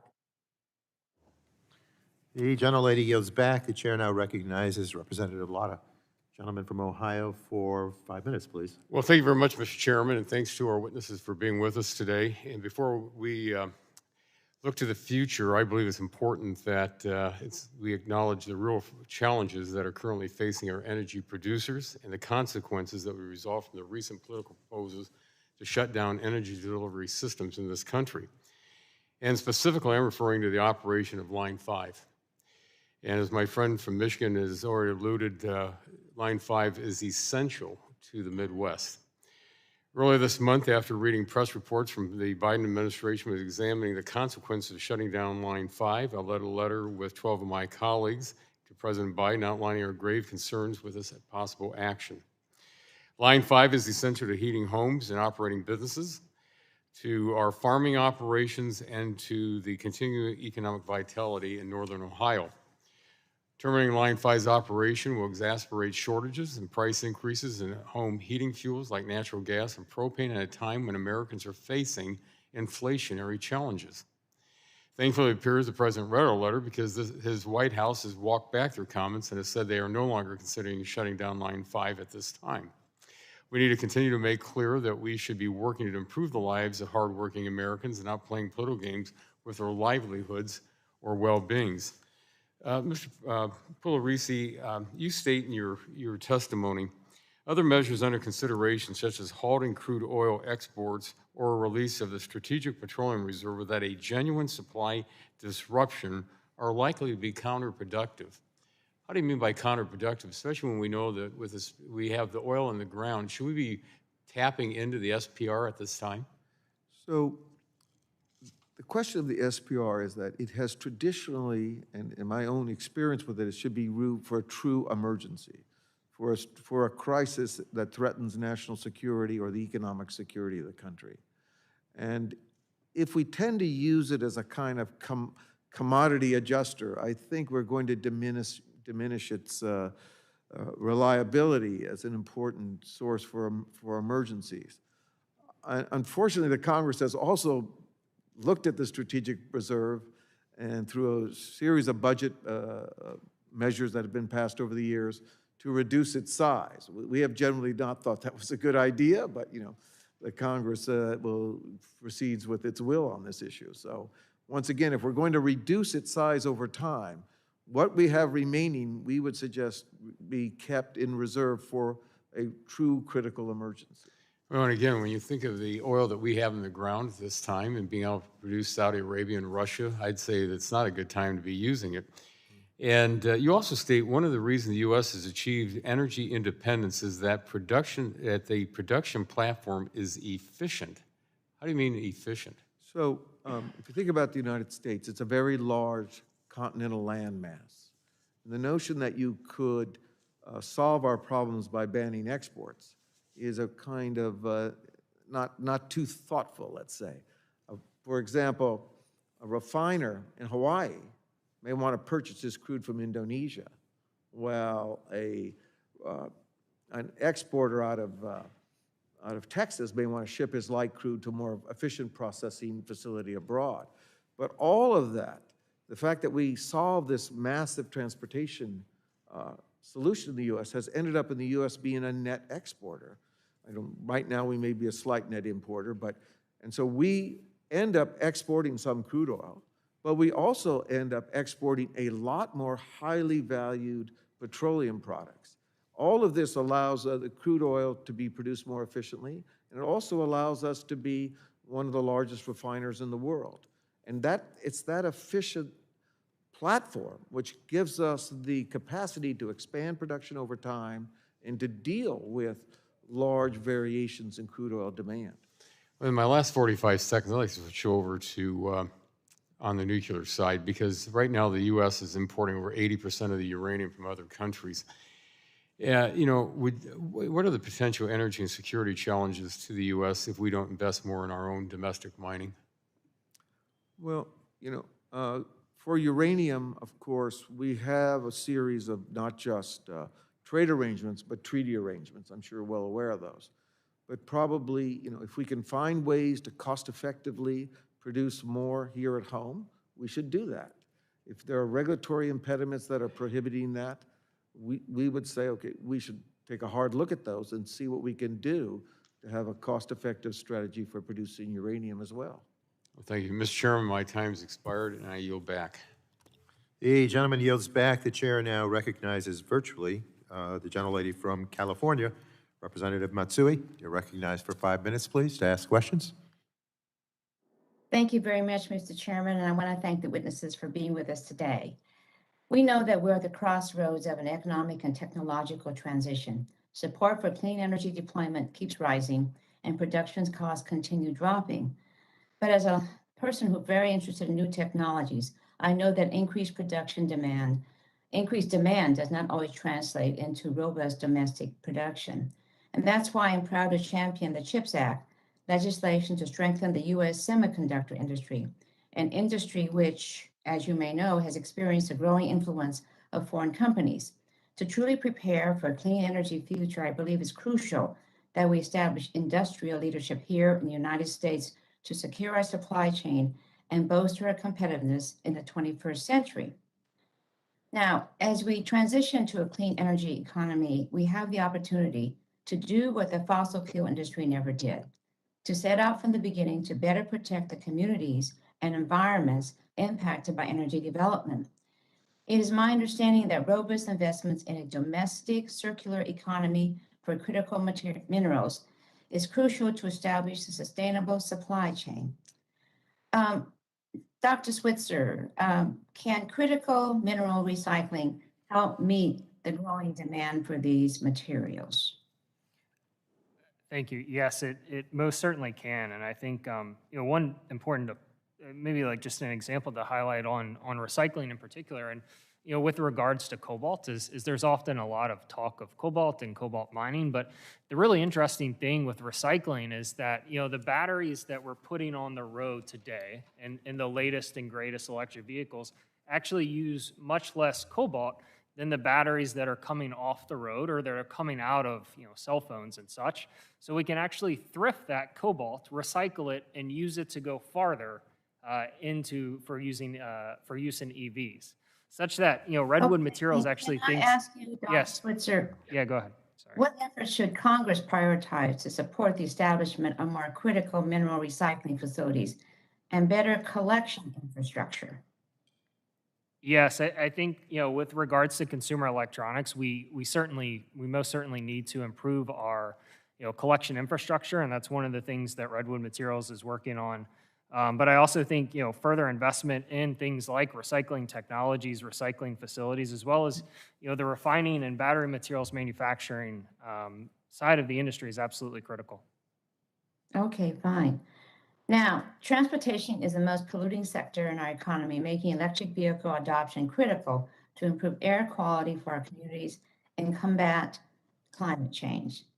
Mr. Zindler, in your testimony, you mentioned that when it comes to electric vehicles, the most critical and costly component is the battery. Will domestic manufacturing of lithium-ion batteries accelerate domestic production and adoption of EVs? So thank you for that question. I would say this, that what we've seen in other parts of the world is that when there's a clear signal sent about long-term demand for EVs, fairly quickly an ecosystem of battery production crops up. And that happened in China, which obviously had a sort of a history of producing batteries, but China, South Korea, and now Europe very quickly is ramping up. And once there's that signal sent, then very quickly you can see all the various components of battery manufacturing sort of grouped together. But until that signal is sent, you do a lot of importing. And so I think a lot of what the market is waiting for is a clear signal on this. And I would just point out one thing, which was mentioned earlier, which is to say that the administration has only supported wind, solar, and batteries.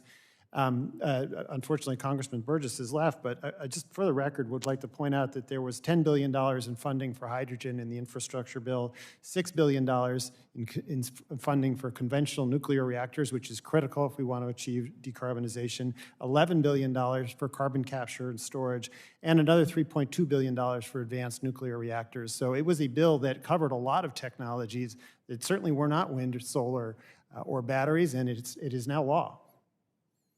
Okay, quickly, what are the emissions comparisons between a newly manufactured battery and a recycled one? Because we need to look at everything here. I'm sorry, I didn't quite catch that question. Okay, what are the emissions comparisons between a newly manufactured battery and a recycled one? What are the nearest comparisons? No, emissions. Oh, emissions comparison. Oh, I couldn't tell you right off the top of my head. Maybe Dr. Switzer can weigh in on that one. Okay. It's a drastic improvement, obviously, because in a battery you've got all of those elements in one place that you need, typically at higher concentrations than are in mined ores. It's a dramatic improvement over mining. Okay. Well, I really want to know between a manufactured one and a recycled one, but I'll leave that question for someone else to ask. I yield back. Thank you. You're most welcome. The gentlelady yields back. The chair now recognizes the gentleman from Virginia. Representative Griffith, you're recognized for 5 minutes, please. Thank you, Mr. Chairman. In the National Highway System Designation Act of 1995, the Coalfields Expressway was designated as, quote, a congressional high-priority corridor. Coalfields Expressway in my part of Virginia is not built. it's not close to being built. The Coalfields Expressway opens up, as you might guess, the Virginia coalfields, so we can shift our economy, but it's not built. It opens up Dickinson and Buchanan counties. We haven't kept our promises from the past. And yet, I hear all kinds of laudatory comments today about last week's infrastructure bill. The new money in that bill for highways and bridges coming to all of Virginia is a few $billions at best. Coalfields Expressway will cost $30 billion plus to complete. Now, we spent lots of money on new promises and funding rich folks to buy electric cars and all kinds of charging station money. And I checked, the cheapest electric car that I could find was $39,999. A battery, to replace a battery in a car that starts to degrade around 65,000 miles and is generally guaranteed up to 100, but that doesn't mean it's at 100%, but to 100,000 miles. A new battery costs between $5,000 and $15,000. Dickinson County, Coalfields Expressway. According to an article in today's online news, the Cardinal News, household income under $30,000. Mass transit in rural counties is not an option. The folks I represent can't afford an electric car. Doesn't matter how wonderful it is.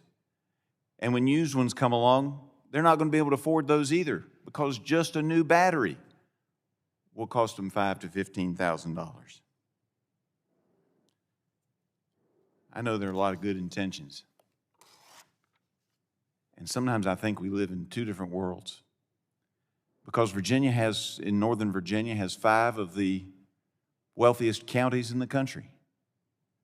But the part I represent, the whole area I represent, 29 different jurisdictions, including Blacksburg, Virginia, and Montgomery County, which has some wealth, and Roanoke area that has some wealth, the median household income is about $48,000, a little over $48,000.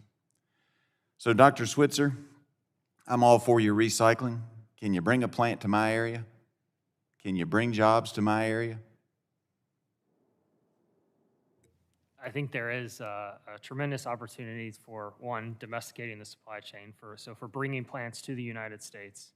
I think those plants do come with thousands of jobs.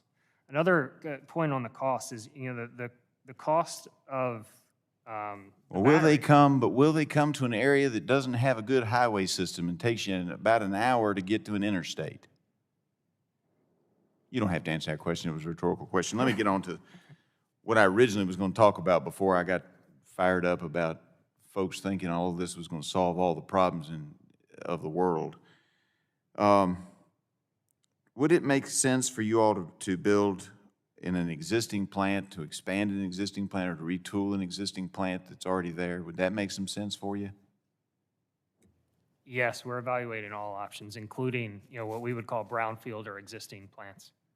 I appreciate that. And what type of air emissions and waste will your facilities produce? Do you all know? So we're targeting net zero. I mean, our mission is really around driving the reduction of emissions. So we think we need to lead that space and are really targeting zero emissions with as little to no waste, repurposing any waste essentially as byproducts that can be sold into the market. Mr. Pugliaresi, anything you want to add to what I've had to say in the questions I've asked Dr. Switzer? Yeah, so I do think that one dilemma we face is that, well, we have this aspirational goal. We need to move to technologies that are actually more cost-effective, cheaper than what we're using now.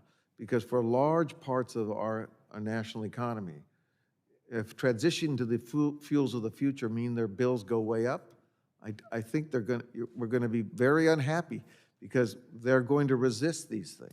And when those fuel costs go up, it's going to cost the people in my district a lot of money, and it's not just a few pennies here and there, as some might feel, but it's real pain. I have to yield back. I appreciate all of you. Thank you. The gentleman yields back. The chair now recognizes the gentlelady from Florida, who serves as chair of the Select Committee on Climate. And recognize representative for 5 minutes, please. Well, thank you, Chair Tonko and Chair Rush. Thank you to our witnesses. This is a very important topic because developing a low-carbon supply chain here in America is how we're going to create new jobs and reduce costs on consumers and boost our economy. It also has the side benefits of improving public health and reducing harmful carbon pollution. I think the clean energy economy is the surest way to reduce household energy costs over the long term and ensure reliable energy in the face of volatile fossil fuel markets. So let's talk a little bit about that. And it really is exciting for you all to be here and talking about this the day after we signed this historic Infrastructure Investment and Jobs Act.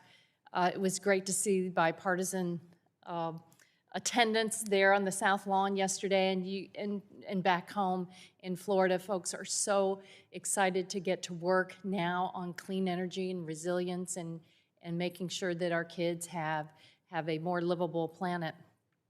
But everyone across the globe is dealing with the volatility in the fossil fuel markets and uncertainty from the ongoing pandemic, and that includes businesses and factories making the products that we buy, especially when it comes to all of the components that go into clean energy.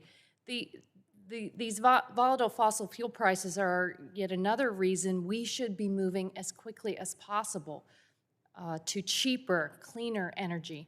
So, Mr. Switzer, given the impact of high fossil fuel prices across the globe, wouldn't businesses benefit by decoupling supply chains from increasingly volatile fossil fuel markets? Yes, I think so. I think not only decoupling them, but also localizing them to the United States.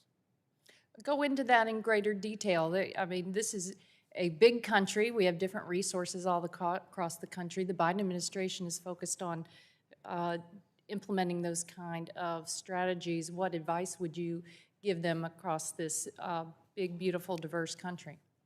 I think one of the things that's brought this to light so recently is the semiconductor situation, and kind of the havoc that it's wreaked throughout the supply chain. And I think a lot of our partners are starting to really evaluate kind of how their supply chains are set up and what the risk is across the supply chain. So we think that there is a certain degree of supply chain security that can be had by localizing manufacturing here to the U.S. But we also think, coupled with that, there's of course jobs.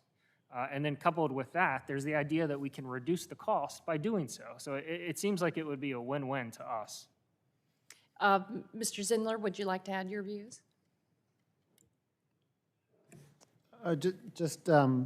Was a couple of quick thoughts, which is just to point out a basic thing, which is that renewable energy effectively has zero marginal cost. So unless you know differently, you don't have to pay for wind and you don't have to pay for sun. So typically in competitive electricity markets, it's wind and solar that are reducing the cost of electricity, not raising it. When we think about some of the factors that have affected the spikes in prices around the world, typically we're talking about higher fossil fuel prices that have been contributing to that, and frankly, some political actions from Vladimir Putin and others that have had some real effects on that as well. So I think it's just worth making that one basic point, because we've heard a lot about higher energy costs, and there's no question that they're higher. But actually, electricity prices have not been going up as much as gasoline prices, and part of that is because of renewables. And the last thing I'd point out is also, as we think about the 800 million people who lack any electricity access in the world right now, the lowest cost potential solution for that is solar plus a battery. It is cheaper than a diesel generator, and it's particularly cheaper now that diesel costs are higher. And so the opportunities for export and for global proliferation of these technologies remains thanks to the current conditions. And we want America to be in the lead. We want to build these industries and improve our supply chains to help the world in the transition to clean energy. I'm hopeful, I'm out of town, but I'm hopeful that the steelworkers can be an integral part of that as well. So thank you very much for appearing here today. I yield back my time. The gentlelady yields back. The chair now recognizes the gentleman from Ohio. Representative Johnson, you're recognized for 5 minutes, please. Thank you, Mr. Chairman. You know, I might point out that the cause of the uncertainty right now in energy costs in America has more to do with the policies of this administration that's making it difficult for investors to invest and producers to produce. And the only thing volatile about fossil fuels is how efficiently and low cost they burn to heat and fuel America's homes. But you know, as we sit here today, America's going through an unprecedented energy and inflation crisis, and unfortunately, the Energy and Commerce Committee, the committee that has the authority and the power to do something about it, is not rising to the occasion. Just a couple of weeks ago, as reports predicting winter price spikes for gasoline, propane, and heating oil made headlines, what did this committee do? It hosted a hearing on offshore windmills. You heard that right, windmills. Now we're back here again, using our limited time and resources discussing batteries, solar panels, and renewable power projects, all of which dangerously rely on China for the processing and manufacturing of critical components. Friends, winter is here. If the United States Congress is going to do something about this current energy crisis, it is our job as the Energy and Commerce Committee to hold hearings on it. Republicans have asked for hearings, Mr. Chairman, but that call has gone unanswered by the majority. The hardworking families we represent need to heat their homes, not be lectured to by Democrats fresh off their Scotland trip, hobnobbing with the international elite on how we must rush to a decarbonized green future. So speaking of Europe, Mr. Pugliaresi, in your testimony you mentioned Europe as a cautionary tale that we as policymakers here should learn from. For example, it's been widely reported that Germany is the country who has gone down the rush to green path the furthest, resulting in German citizens paying some of the highest prices for energy in the entire world. Recently, White House Press Secretary Jim Psaki, in response to concerns about energy price spikes here at home, said that we need to, quote, double down on our investment and our focus on clean energy options. Mr. Pugliaresi, drawing on your expertise, studying European energy policies, will my constituents and constituents around this country pay more or less for electricity, gasoline, and propane if Democrats double down on weather-dependent renewables while continuing this war on oil and gas production here at home? So thank you so much for that question. Actually, just yesterday, Tudor Pickering issued a very interesting report, and they showed that the price of electricity was highly correlated to the penetration of renewable fuels. Because even though, admittedly, wind and solar can be quite cheap, integrating them into the power system is not. And as the percentage rises in those systems, as they have in Germany and as they have in the UK, intermittent sources are cheap when they're working. When they're not working, they can provide system instability and rising costs because the fuels are so expensive to back them up. So the basic answer to your question is, if they double down on this, we can expect our constituents to have higher prices. Absolutely. Well, Mr. Pugliaresi, in 2019, the U.S. became a net energy exporter and achieved the most energy secure position we could possibly be in.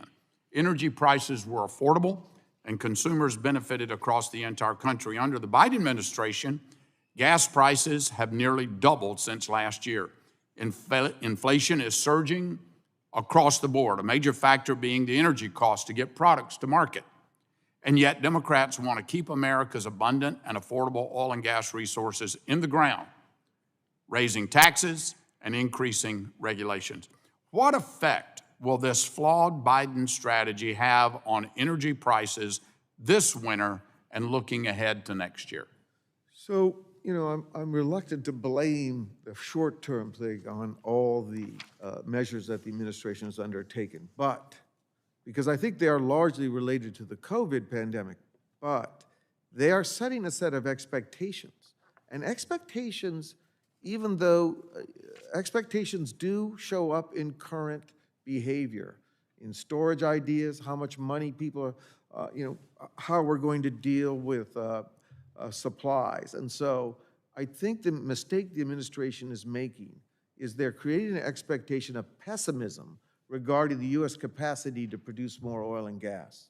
The restrictions on federal lands, the hostility towards oil and gas when it is the fundamental fuel the world is continuing to use. So I think they're sending the wrong signals, and those are showing up in the marketplace, but it's hard to measure them. Thank you. Thanks for the indulgence, Mr. Chairman. I yield back. The gentleman yields back. The chair now recognizes virtually the gentleman from Maryland. Representative Sarbanes, you're recognized, please, for 5 minutes. Thank you very much, Mr. Chairman. I appreciate the opportunity, and I want to thank the witnesses who have joined us today.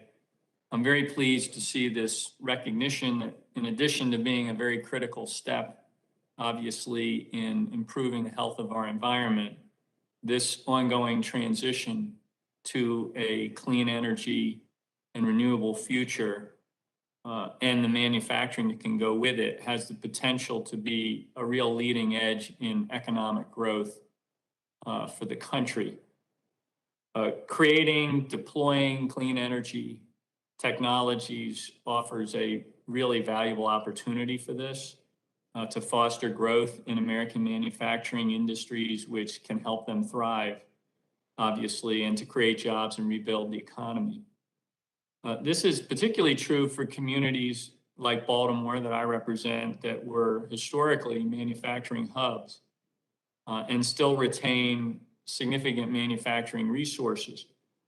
Ms. Brown, could you speak to some of the specific ways that developing renewable energy projects can provide jobs and revitalize communities that used to be more active in manufacturing? In other words, thinking about how we reclaim some of these manufacturing hubs with the clean energy jobs opportunities that we're speaking about.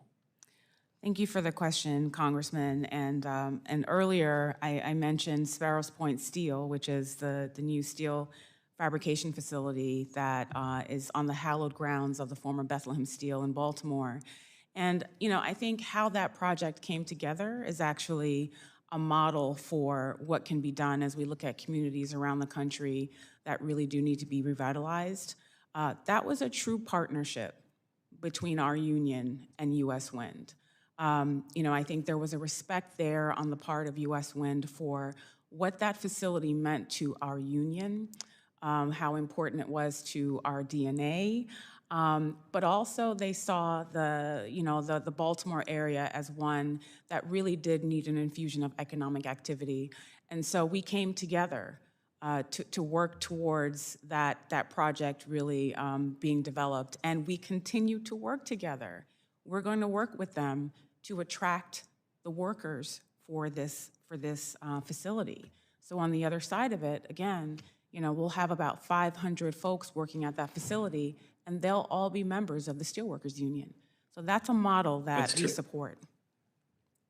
That's terrific. Let me talk a little bit about this idea that while we want to explore the opportunities to restore manufacturing as we make these green components of a clean energy future, that we want the manufacturing process itself to also be green. And maybe Ms. Brown, you could speak to this, and also Mr. Zindler. How do we ensure that the types of manufacturing that we're talking about today are themselves low emissions? So we're getting that green current, in a sense, through all aspects of the operation. I'll speak quickly so that we can get to Mr. Zindler, but the Department of Energy plays a huge role here. We have a huge feat to decarbonize the industrial sector broadly, and they are rich in resources and innovation to help the industrial sector get there. And so we've worked with them really closely over the years. We continue to work with them now to identify the technologies like direct air capture, carbon capture, and others that hopefully policies will pull forward to help decarbonize the industrial sector. Thank you, Mr. Zindler. If I understand, the question was around making sure lower emissions around the manufacturing of clean energy goods. Correct. Hard to answer that in 40 seconds, and I know Dr. Switzer probably better, but I would just say that in particular, up the value chain, batteries, as we think about it, mining is probably an area for real focus. Full life, both from at the very beginning of life and at the very end of life in terms of recycling. And some of the policies that frankly are not, which have not been adopted yet, I think are worth closer consideration to incentivize that type of activity. Great. Thanks very much. I yield back, Mr. Chair. Gentleman yields back. The chair now recognizes the gentleman from Indiana. Dr. Bouchon, you're recognized for 5 minutes, please. Thank you, Mr. Chairman. Mr. Zindler, are you an economist? Am I a what? An economist. I've been an energy industry analyst for 15 years. Okay, economist, not a you're not a I have you're an analyst. You're a journalist. I have an MBA. I don't know what. Okay, you're I a don't have a PhD. The reason I'm asking is because you're talking about a lot of economy stuff, and you're a journalist that covers the and commentator that covers the clean energy industry. Correct? Could I answer the question? Yeah. My firm has been providing research to major investors in clean energy and all energy, including, I would add, oil majors and others for 15 years. Okay, I just wanted to clarify that since you seem to be talking about the economy. The other thing I want to say is all of us up here on the dais represent different areas of the United States of America. We don't represent Germany, France, England, or anywhere. So I know there's been a lot of comments. I'm not directing this at you, I'm just saying in general, about what other countries are doing. I don't really care.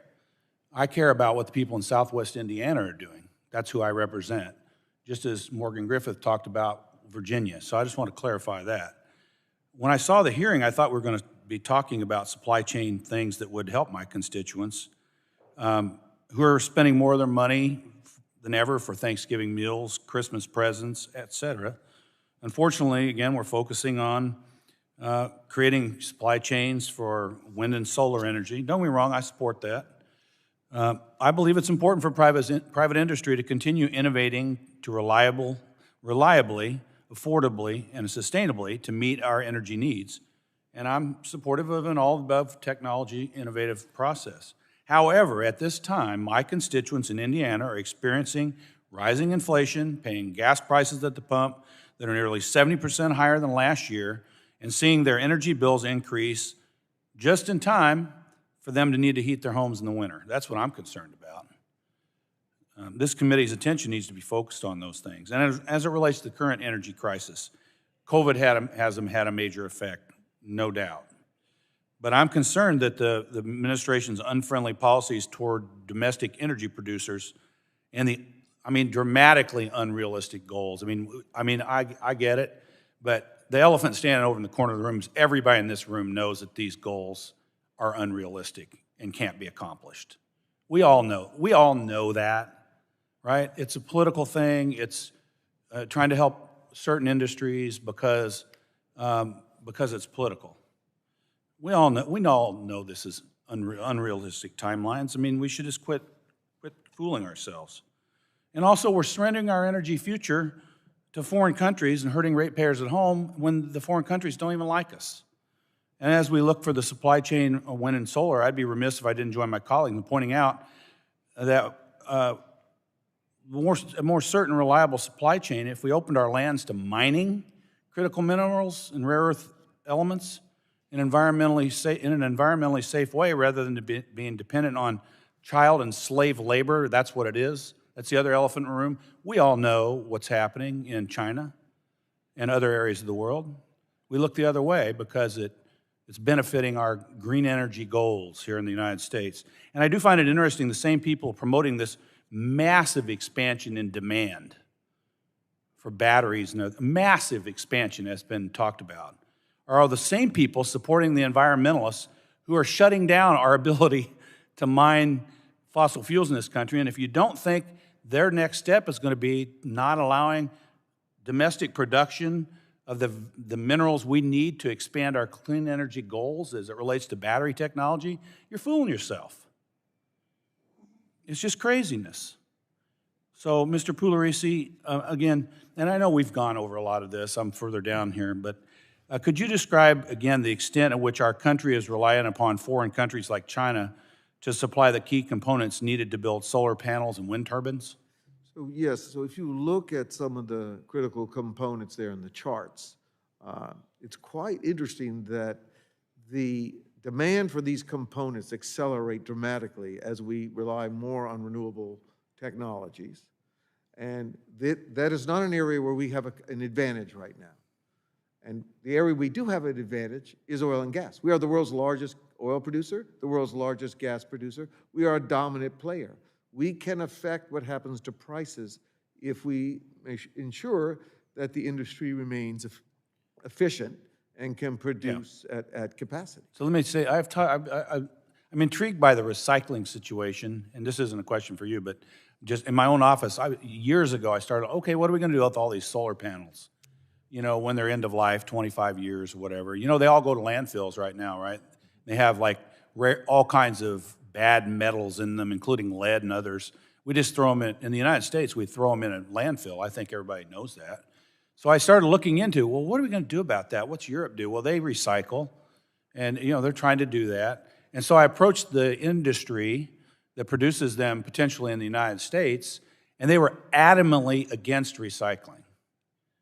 Adamantly against it. And you know why? They said, because we can't compete with China already. How are we going to compete if you force us to put recycling in the life, in the entire life of our solar panels here in the U.S.? So we're looking the other way when it comes to recycling. Everybody should look at just throwing all these things in landfills, because that's what we're going to do. You know, if we're truly interested in this, let's quit being hypocrites and look at the entire life chain, or whatever you want to call it, of renewable projects. I yield back. Gentleman yields back. The chair now recognizes the gentleman from California. Mr. McNerney is recognized for 5 minutes, please. Well, I thank the chair, and I thank the witnesses for your testimony this morning. I also ask that the gentleman from Indiana please refrain from speaking for me on the committee here in these hearings. Today, we are already in the era of disruptive climate change. Decades of inaction have now required us to rapidly decarbonize our economy, or else subject future years to disaster after disaster.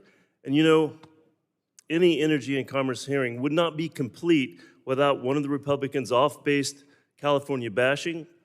Today, I'll thank the ranking member of the full committee for that honor. But as we saw in February's winter storm in Texas, having a domestic supply chain of fossil fuel is not sufficient for energy resilience. Instead, it demonstrated a need to rebuild our energy system based on resilience. And I agree again with my Republican colleagues that we need to invest in nuclear energy, including advanced nuclear energy, and that's why I voted for the bipartisan infrastructure bill, which includes support for nuclear energy innovation, funding to keep existing nuclear plants online, and $6 billion for microreactors, small modular reactors, and advanced nuclear reactors. That's also why I support the Build Back Better Act, which includes a nuclear energy tax credit and $500 million for high-assay, low-enriched uranium, both of which are important investments in our nuclear generation capability. If my Republican colleagues want to walk the walk on nuclear energy, they should have voted for the bipartisan infrastructure bill, and they should vote for the Build Back Better bill. So, I'm very excited this morning to hear from Dr. Switzer about how much our battery supply needs can be met by recycling of existing batteries.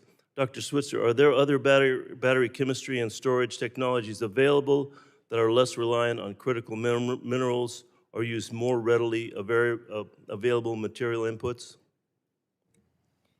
Thank you for the question. I would like to answer your question, but just one kind of point of clarification from a previous comment around the recycling of solar panels is actually that Redwood Materials, just recently announced that we are actually recycling solar panels in partnership with a company called ERI out of California. So I do think that recycling of solar panels can be done, and we can recover those minerals out of solar panels economically. Good. With regards to battery chemistries and reducing the reliance on any given mineral, I think that is happening. There are a number of different battery chemistries under development. Some are being commercialized today, and the chemistries are constantly changing with respect to the elements they contain. And again, to a specific example would there be cobalt and the continuing reduction of cobalt in battery chemistries. Well, what kind of federal support is needed then to diversify material inputs for grid-scale batteries? I think continued investment and support of not only kind of research, but also the manufacturing that needs to happen here in the U.S. is critical. I think we can't only focus on the front end of research, we've also got to focus on the commercialization and manufacturing. Thank you. I'm very pleased to see that the U.S. has built on my early work in wind energy technology development by creating a robust wind energy manufacturing industry operating across more than 500 facilities. The industry has now reached a point of maturity where the early wind turbines have reached the end of their operational lives. Mr. Zindler, are there investments being made in identifying new recycling processes or bases to recycle wind turbine blades? There are, although to be honest with you, I can't recall exactly where at this point. Happy to follow up with you afterwards. Okay, thank you. Ms. Brown, in your testimony, you discussed mistakes the U.S. solar energy made that resulted in offshoring of much of the manufacturing. Are there lessons to be learned from onshore wind industry, which has a relatively robust domestic manufacturing presence? And how could these be applied to more nascent clean energy industries? Thank you for the question, Congressman. It actually goes back to the remarks I made earlier about the work that was done with the onshore wind industry and our union.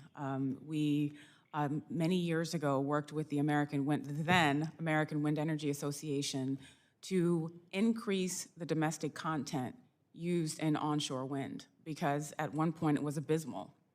And ultimately, after that work that we did together, the percentages were upwards of 50%. But it came with a partnership and a willingness on their part to make different investments. So I think that's a model, again, that we can follow as we look at other technologies. Thank you.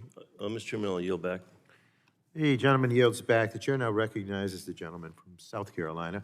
Representative Duncan, you're recognized for 5 minutes, please. Thank you, Mr. Chairman. I want to thank Mr. McNerney for his mentioning of nuclear power, and I agree with him. I think we ought to take it up in a separate bill dealing with the next generation of nuclear power and not in a socialist $3.5 trillion spending bill. But we've heard a lot about the infrastructure bill just signed into law by President Biden yesterday. But I believe that the Tax Cut and Jobs Act created more jobs because it did it through private dollars and tax savings and incentivized innovation and development in the private sector versus spending American tax dollars, $1.2 trillion in American tax dollars, to try to create jobs with government money. Let's follow the science and the facts. Let's not use manipulated computer models or hockey sticks or unrealistic timelines. The United States of America, without being mandated to comply with wealth redistribution treaties and accords coming out of Kyoto or Paris, has actually lowered its carbon emissions below the targets that were set by those accords. And they didn't do it because they were mandated. They did it because American innovation and technology. Why and how? Innovation, period. The problem with these accords and treaties, including the recent climate summit in Glasgow, is less about what was in those treaties and accords and more about who wasn't there and who wasn't party to that. And that's China and Russia, period. Mr. Chairman, if we're really serious about global climate, instead of further hurting the American economy, American families paying much higher prices at the pump and in their utility bills and attempting to kill the robust and thriving American energy industry, well, it was thriving before Joe Biden became President Joe Biden, We should hold a hearing on the true polluters, China and Russia, and massive emitters of carbon that were not present party to these accords. If the world wants to really address global carbon emissions that many believe are contributing to climate change, how do we do that? When China can continue to pump carbon at higher and higher levels through what, 2030, 2035? And Democrats want to penalize American industries and require average American families to pay more to heat and cool their homes, to drive their kids to school, or drive their car to attend their worship service at their church. America needs and Americans demand 24/7, 365 baseload power supply. Now, Ms. Brown represents the United Steelworkers, and in order to make steel and refine aluminum and manufacture titanium products, these industries require huge amounts of power generation, huge. These smelters run on a heck of a lot of power. And it has to be always on and always available because you don't want that puppy to cool. Mr. Chairman, we need a hearing on nuclear power and how it will play a part in the energy security and in our energy future, especially when you think in terms of that 24/7, 365 reliability. And Mrs. Brown, this is rhetorical. Have the steelworkers thought in terms of 24/7, 365 baseload power, powering furnaces to smelt iron into steel? You see, you say in your testimony that a transition to clean energy economy can and will, with government support, will ensure the preeminence of American manufacturing sector for the rest of the 21st century. You went through a list of United Steelworkers, and you represent steel, glass, rubber, paper, concrete, but the manufacturing of all these requires tremendous energy usage. Understand that your members want to manufacture the clean energy components, and I want to manufacture them here as well, because I believe they are part of the future. And I'd much rather manufacture them here than have China or somewhere else manufacture them. But right now, China does, as well as they mine most of the rare earth minerals that make it all possible, because they control the mineral rights and do the mining. China can do all this much cheaper than here in the United States because they don't have to pay union wages and they operate state-owned entities. We need a hearing on and legislation to address the future of nuclear power, the next generation, because guess what? That's another area that China is beating us, is in the future of nuclear technology. Let me end with this and my time. Socialism controls and pushes its version of the future onto a populace. Free markets create through innovation and investments.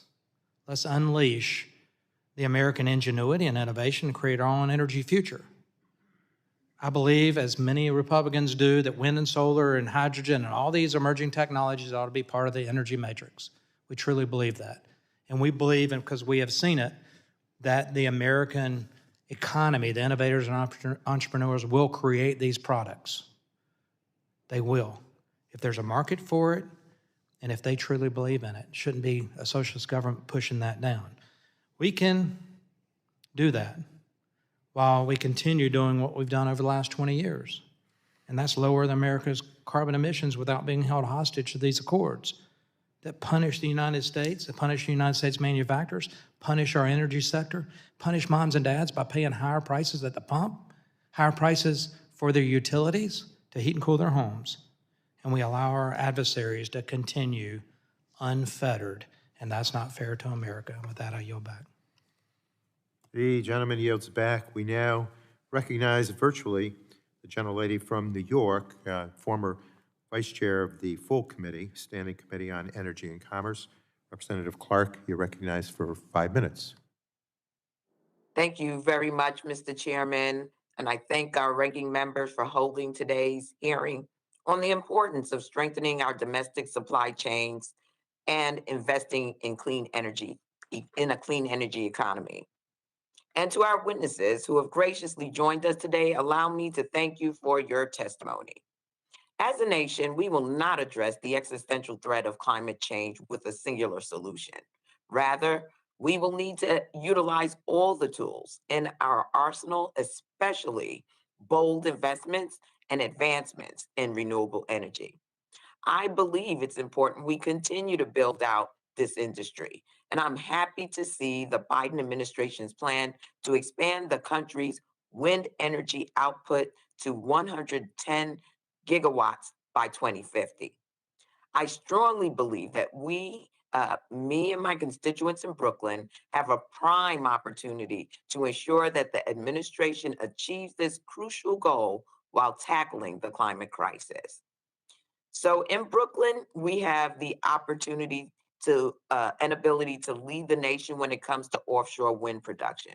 Already plans are in place to build a new wind turbine assembly plant in the South Brooklyn Marine Terminal to expand offshore wind farms in Long Island, which will generate a total of 3.3 gigawatts of energy per year, enough to power more than 1.8 million homes.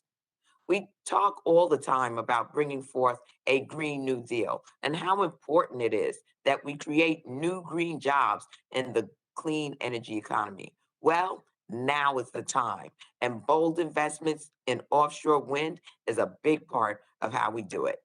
So, Ms. Brown, the federal government has several tools, including the Department of Energy's Loan Programs Office, the Department of the Interior's offshore leasing process, that support the financing or permitting of offshore wind projects. Do you think the federal government can or should use those programs to ensure that federally supported projects are making investments in building a domestic offshore wind supply chain? Thank you for the question, Congresswoman, and absolutely. But I also think there needs to be some additional work done. There is not enough done to actually connect the dots between what is domestically available when it comes to offshore wind, and that work needs to be done. There was a video, actually, that our president sent around to a few of us the other day that really lays out the tremendous array of components that go into an offshore turbine. And we really need to do a full-scale scope out of what is domestically available so that we can then connect those domestic producers to those projects. That's the work that our union is focused on right now, to make sure that we are identifying the supply chain and that we are connecting that supply chain, whether they're in Ohio or Virginia or South Carolina or Georgia or wherever they are in this country, to the projects that are being created in Long Island and Maryland and other places around the country. Thank you. Thank you, Ms. Brown. Mr. Zindler, in your testimony, you detail some of the complexities associated with wind turbine production. Can you elaborate on the current state of our domestic manufacturing capabilities as well as their potential? So for onshore wind turbines at the moment, there's only 6 countries in the world that can produce every component of a wind turbine, and the US is one of them. And so for the final wind turbines that have been built onshore, and I'm focusing on onshore because we basically built almost nothing offshore, the US primarily meets its own demand with our own supply for the final turbine. However, there's a considerable portion typically of these turbines, maybe 30, 40%, that consist of components that are often imported, including from places like China. So you know, it's a more localized supply chain, certainly than the solar industry has been, but it is but it's not fully 100% U.S. made typically for a typical wind turbine that gets installed. Thank you. Ms. Brown, given a well-trained workforce is critical to the development of a competitive supply chain, what measures is the USW taking to ensure that its members are prepared for the clean energy jobs of today and tomorrow? And is there a role for the federal government to further support those workforce development efforts? Thank you again for the question. I'll reverse my response. Yes, there's a huge role for the federal government to support workforce training programs, absolutely. We have to make sure that as we're looking at where to make the investments in specific communities, we've talked a lot about Baltimore, there are other communities around the country, rural areas, as we're making investments in these communities to bring manufacturing or whatever, that we're then also lining that up with workforce training in those communities. In terms of our union, you know, we're not a building trades union, so we don't run a hiring hall, but we do work really closely with our employers to make sure that there's consistent on-the-job training as these technologies are being advanced and created. Thank you. Mr. Chairman, I yield back and I appreciate your indulgence. The gentlelady yields back. The chair now recognizes the gentleman from Michigan. Representative Walberg, you're recognized for 5 minutes, please. Thank you, Mr. Chairman, and thanks to the panel for being here today. Mr. Chairman, with all due respect, we may sound like a broken record here, but that's only because the majority continues to ignore the reality that there is an energy crisis raging across our country and in my state of Michigan right now. Gas prices are soaring by 80%. Heating bills are projected to be nearly 60% more expensive this winter, and supplies are waning, and that's a big deal for Michigan in the winter. Our president admitted that he has no solutions, and our energy secretary, our former governor in Michigan, laughed. She laughed at American families struggling to afford to heat their home or drive their cars. This hearing is supposed to be about the supply chain challenges of a zero-carbon economy. How about instead we first focus on the supply chain crisis of the current energy economy? Mr. Pugliaresi, I'm sure you've read the recent reports that the Biden administration is considering shutting down Line 5, as Michigan Governor Whitmer is attempting to do. In court, some reports are saying the decision may solely be based on political pressures. That's a scary thought. You have decades of experience in dealing with energy security issues at the highest level of government. In your opinion, what would be the impact of a Line 5 shutdown as it relates to our national energy strategy? So in my view, it has two. First, it's a horrible idea. Let's just get that out there. It's a horrible idea. And unnecessary. It's very unnecessary, and also, I don't believe, of course, I don't want to speak on legal matters, but the Pipeline and Hazardous Materials and Safety Administration is responsible for this. This is a regulatory matter to be handled under a treaty between the United States and Canada, and it is in this matter for a good reason. We view the construction of pipelines as part of the sort of foundation, infrastructure within the U.S., and it should not be affected by short-term political whims. I really think we went through this period of low oil prices and low gasoline prices, and in a sense, we sort of forgot how valuable all the investments in infrastructure and the revolution we had in technologies that made us such a large oil and gas producer. And it had a positive impact, didn't it? And it had an enormous impact. It's one of the main reasons our emissions of carbon are declining, have declined so rapidly over the last 10 years. Far cleaner petroleum resources coming from our suppliers, both Canada and the United States, as opposed to Russia, isn't it? Absolutely. In your testimony, you state that the public support for clean energy transition will hinge on the availability of reliable and affordable energy, which remains the lifeblood of our economy and our national security, and that cutting off production of legacy fuels will backfire horribly and erode public support for a clean energy transmission. In your opinion, will shutting down existing safe and reliable oil and gas pipelines increase or decrease public support for a clean energy transition?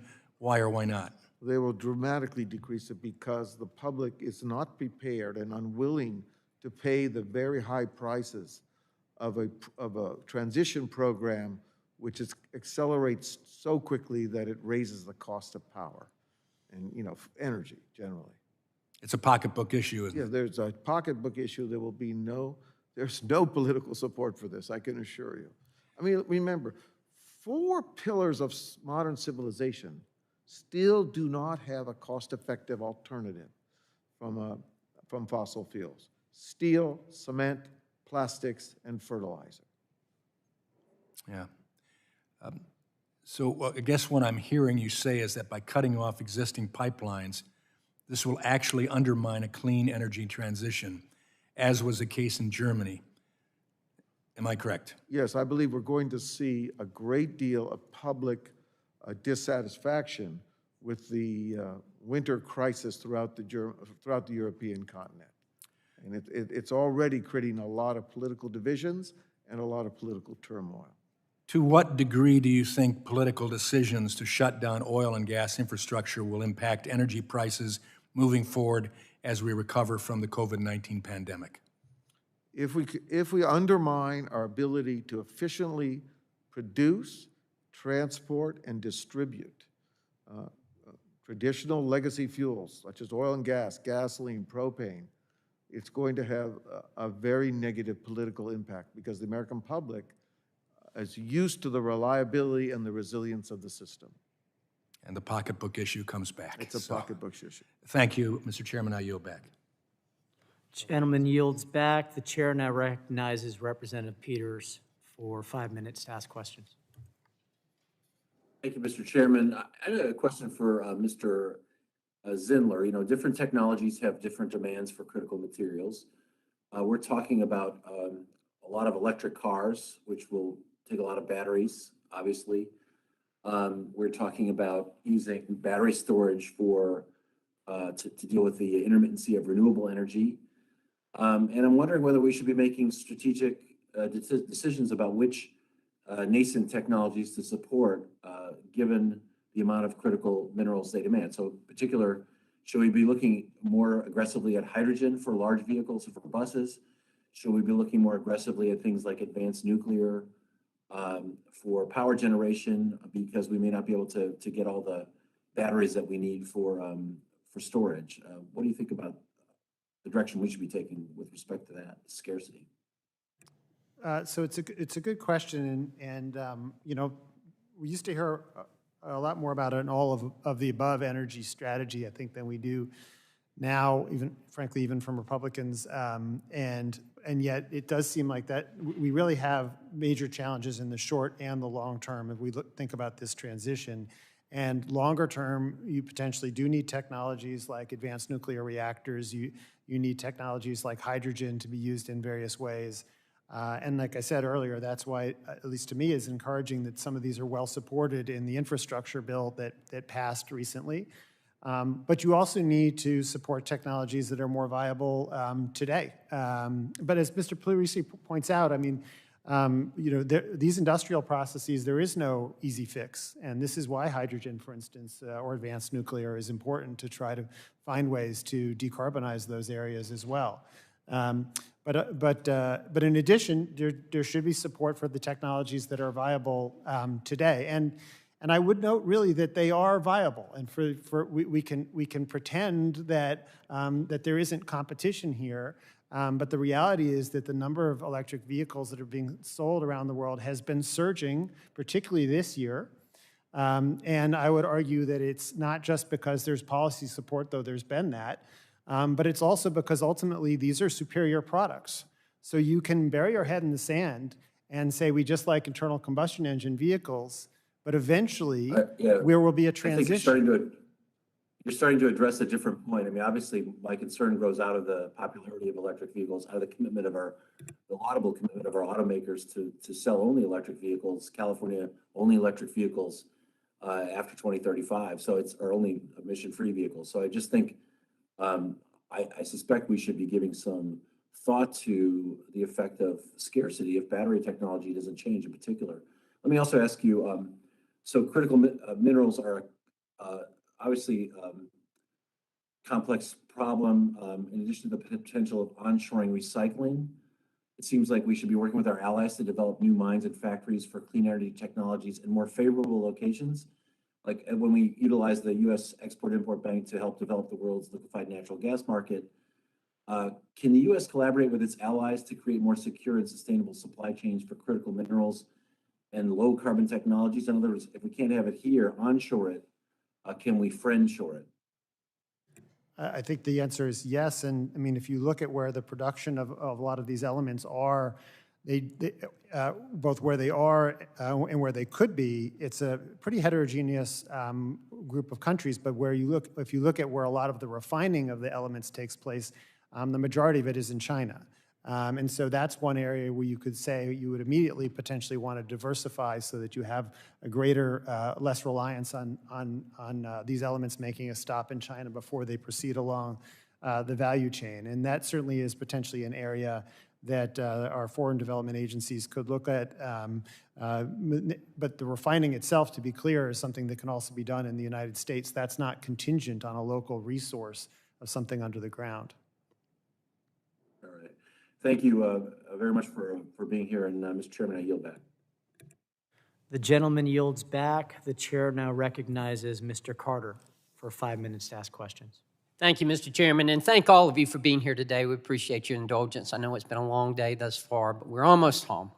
Mr. Pugliaresi, I want to ask you, this hearing today comes at a most appropriate time because we are suffering from supply chain issues in our country. And whereas I think we can resolve these in the near term, I think it's a different story about the long term, particularly when it relates to when we're talking about supply chain of critical minerals. And I know we've spoken about that today, you have, but if all this were to go through, all these priorities and these with the Green New Deal and everything, knowing how dependent we are on China, knowing how dependent we are on other countries to get these minerals, and knowing how long it takes to be able to get them here in this country if we were to be able to process them and to be able to get the minerals here.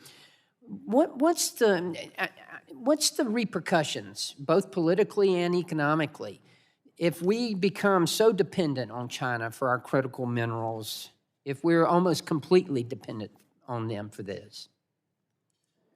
Well, we're all going to suffer a strategic loss if the components we need to transition to the fuels or the technologies of the future are in regions in which are unfriendly or subject to disruption. If you think about the traditional way we thought about energy security, we were vulnerable in the from petroleum due to a concentration of low-cost reserves in unstable parts of the world, right? That imposed two risks on us.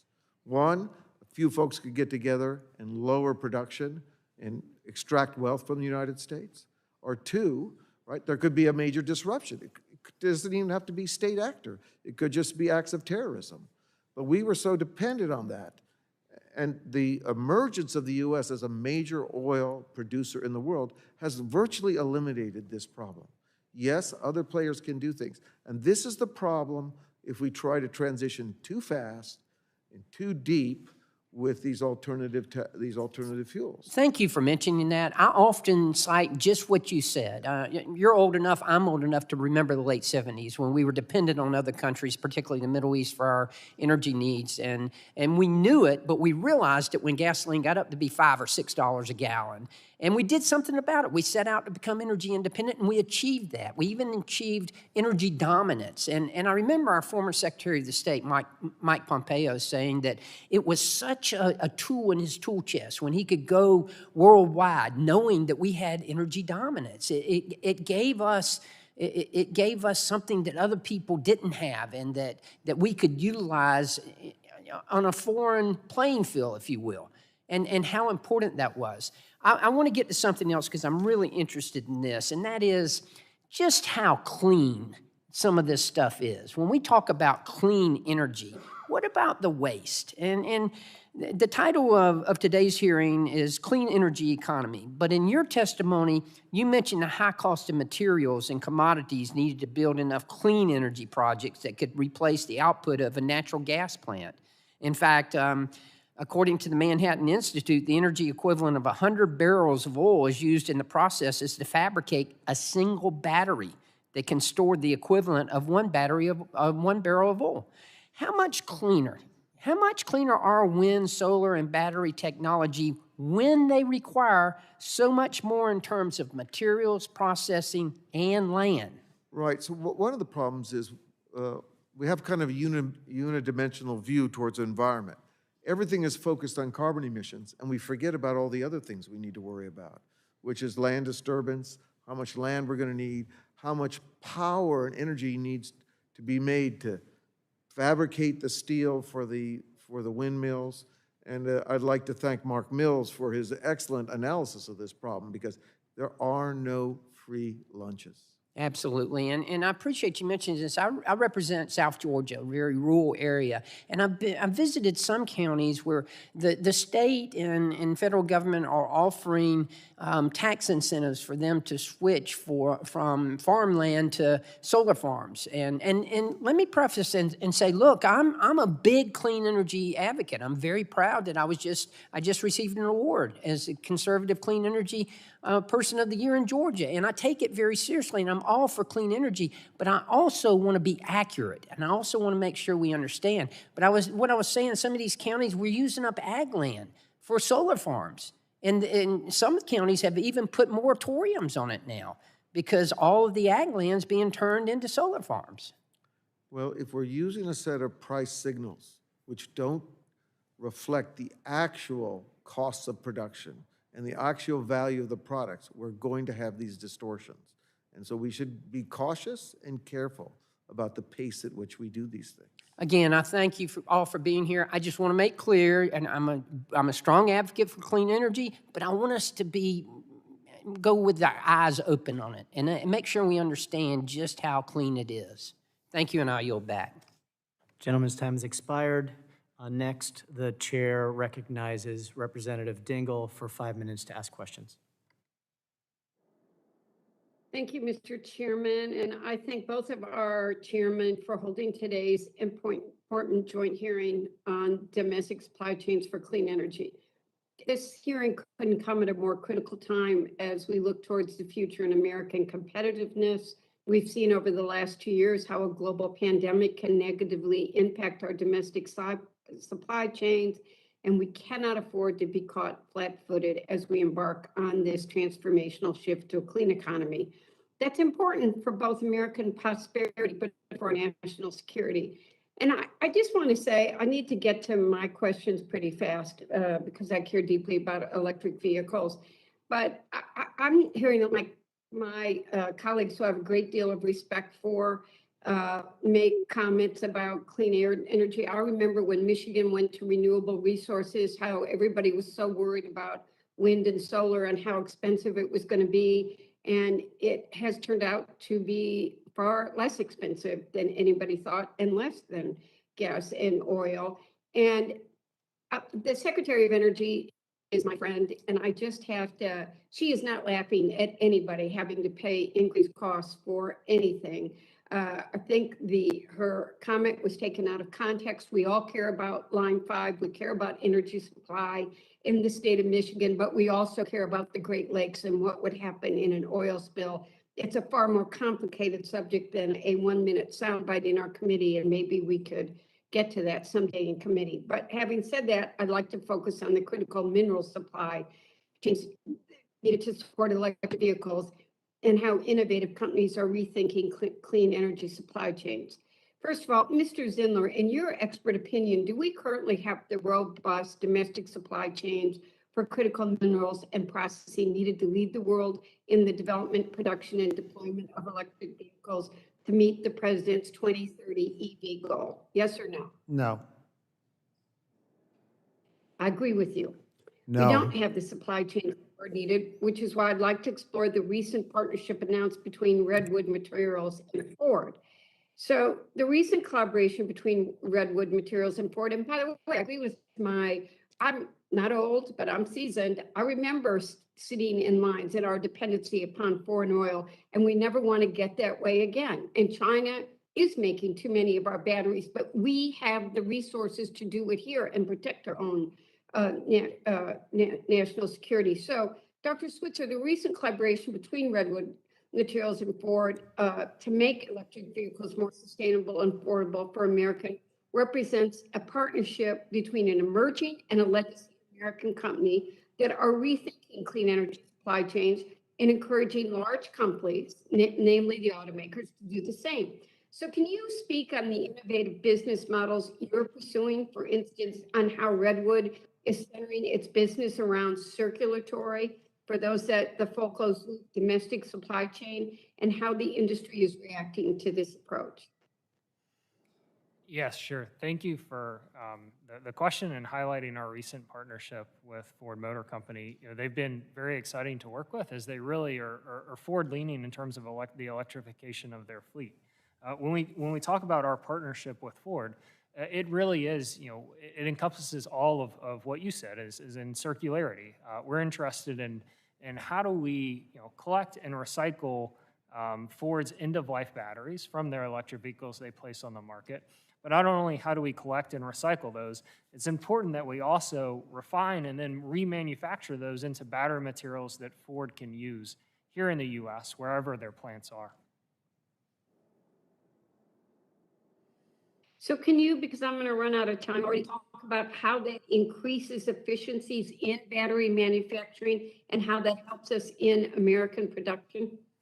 Yes, I think that's a key point of it all is that, there's been a lot of talk today about how, domestic manufacturing can't compete, whereas as we would actually maybe contend the opposite, and I think that's why Ford's so interested, is that, we think that by bringing this material manufacturing into the U.S., we can actually drive costs down and help reduce the cost of the battery, which is the single most expensive component of an EV. I'm out of time. I may, Mr. Chairman, with permission, do some questions for the record and thank the witnesses and yield back the balance. The gentlelady yields back, and questions will be submitted for the record. The chair now recognizes Mr. Curtis for 5 minutes to ask questions. Thank you, Mr. Chair, and thank you to our witnesses. I recently arrived back from Glasgow, Scotland, where I attended COP. And I know what you're thinking, a Republican, right, attended COP. I had many fascinating conversations over there, and one of those fascinating conversations was with the president of Scottish Power. And he started our conversation by saying, we're 100% renewable. And having run a utility before, I couldn't let that go. I had to ask him more questions. Well, what do you mean? He said, well, we have so much wind, we don't know, we have more wind than we can possibly use. And they've built an infrastructure around Scotland to capture the wind. And so I asked the next logical question, which is what happens when the wind doesn't blow? And he said, oh, we have to import power, and it's usually from natural gas. And then he went on 3 or 4 more times to reiterate that he was 100% renewable and didn't see that, at least in my mind, which was the catch to his claim. The next day, I had a conversation to speak with an organization that works in Scotland to balance power. So they take power coming in and make sure that the power going out is equal. They actually pay homes to not use power so that they can make it equal. And I brought up this because it was haunting me all day, this baseload issue, right, if you've got this much wind. And the gentleman I talked to said, I haven't heard the word baseload in 5 years. It's not even part of their conversation. And so as far as I know, it is a fact that we don't have the technology to store this type of renewable at scale. I get that we can do it, but at scale. It's also a fact that their nation is dependent on outside energy from outside of their borders. And it's also a fact that this vulnerability leads to unstable prices and uncertainty. As a matter of fact, I had a conversation where we learned of one woman who has a home, several hundred square feet, that was paying $1,000 for her utility bill. And we actually saw in that room where they were balancing power, that power had doubled, tripled, and quadrupled as they became dependent on the natural gas coming into their system. I call this the emperor has no clothes moment, something that happens, I think, a lot in these discussions. There's other the emperor has no clothes moments, and one of those to me is the demonization of fossil fuels. It makes us feel good to shut down pipelines like the Keystone Pipeline, but the reality of it is I believe shutting down the Keystone Pipeline increases greenhouse gas emissions because we simply use fuel from dirtier sources or we truck that fuel in. As a matter of fact, in Glasgow, they were joking that we should name Keystone Pipeline Nord Stream 3 and we could get it approved and passed. Another elephant in the room moment is the moratorium on federal leases, which makes us dependent on China for critical minerals. We've talked about that today.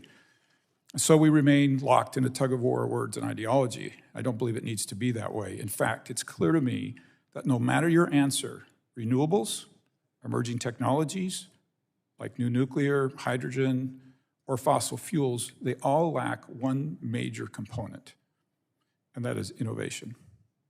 Every single one of those lacks innovation that it needs to be. As a matter of fact, no matter who you talk to, when they say we're going to be carbon neutral by 2050 or we're going to cut that in half by 2030, they all put a little asterisk by it that says, we don't know how to get there yet. And we're lacking serious innovation in these 3 areas. So I asked myself, and in the few moments that we'd have, I'd like to ask you, and I'll start with Mr. Pugliaresi, what are the barriers to innovation right now? And what is keeping us from breaking through some of these barriers in innovation? First, I think we sort of looked at what was happening with our iPhones and silicon in chips that we say, well, we should be able to do this for energy. But in fact, these are much harder problems. They bump against some fundamental problems of physics. And so we are going to have to invest a lot in research and development to make sure that the technologies we deploy are cost effective. My biggest concern from an energy security point of view is that we begin to deploy technologies that are not actually ready to be cost effective, are not resilient enough, because our aspirational goals kind of exceed our sort of pragmatic views of the world. We've also just heard recently about life cycle costs, right? That we don't always look at life cycle costs. Mr. Zindler, I can tell that you've had a lot of good answers throughout this hearing, and I can tell there have been a lot of things you've wanted to respond to. I'd love you to respond to this innovation gap, right? And if we're not careful, this turns into a Republican-Democrat fight. But I don't think innovation needs to be. What are our barriers to innovation in your mind? I'll try and be really quick because I know we're at time, but first, thank you for a really thoughtful question and for your time in going to Glasgow. And I think you pinpoint a real challenge, which is long-term, long-duration storage is an issue. And that's one that we don't have solved now, and it's one that we need to invest in over the long haul. Certainly batteries that can provide, lithium-ion batteries can provide short discharges and help with cars and everything, but that's an area where we need to focus. And I'm going to cut you off because the chair is going to cut me off, and I know we're out of time. Let me also suggest level playing field and permanency so that corporations can invest knowing that they've got permanency. And I hear your gavel, Mr. Chairman. I yield my time. Thank you. Gentlemen's time is expired. The chair now recognizes Representative Vesey for 5 minutes to ask questions. Mr. Chairman, thank you very much. With electric vehicles poised to grow tremendously, and we're looking at here in Fort Worth, we're on the short list for a large electric vehicle company that is thinking about actually moving their headquarters here. We obviously need to take seriously the sourcing of these materials and not just, gloss over it and pretend like it's not a problem. But it's also critical that we are thinking and preparing for what to do with the materials at the end of their life. Earlier this summer, with Representative Doyle, we introduced H.R. 4864, the Battery Material Processing and Component Manufacturing Act. And this bill makes billions of dollars of investments in building a domestic battery supply chain by focusing on material processing, component manufacturing, and recycling. I worked with my colleagues and was pleased to have the bill included as part of the Infrastructure Investment and Job Acts that was signed into law. The Department of Energy will now have the authority and resources to collaborate with the private sector on how to responsibly produce and process battery materials, but also invest in infrastructure needed to manufacture and recycle batteries here in the U.S. We heard today from Dr. Switzer about the importance of creating a closed-loop domestic supply chain for batteries, and I'd like to give him the opportunity to add anything else he'd like to on the importance of this type of collaboration. Dr. Switzer, given your experience at Redwood, working to build a domestic battery business, what further steps does Congress need to do to support and facilitate businesses like yours in building domestic battery manufacturing? Thank you. I think to start off with, conversations like this are a great place to I think, bring everyone to that kind of level playing field and to the same level of kind of education and awareness of the issues. I think there's been, in terms of creating that closed loop supply chain, there's been a ton of announcements and investment around the electrification of our automotive fleet. The big three have all really leaned forward and said we're going to go electric, and I think that's a huge step. And in front of that, there's been a lot of investment in battery manufacturing and a lot of announcements of battery manufacturers coming to the U.S. But I think in front of that is where we really need to focus. And in front of that is the battery material supply chain, coupled with the recycling supply chain that needs to kind of close that circle, such that once the materials are here in the U.S., they stay here in the U.S. and can be remanufactured essentially an infinite number of times to produce new batteries over time. No, yeah, thank you very much. And before my next question, I just want to say, Ms. Brown, thank you in your opening comments for really injecting some reality into this conversation. I thought that was very much needed. And I'm going to move over to my state of Texas. Many people on this call know, because I've talked about it a lot, that we're not only are we the leaders when it comes to producing oil and gas, but we're also the leaders when it comes to wind energy in this country. We're showing the rest of the world and the rest of the country on exactly how you do wind, and no one can argue that.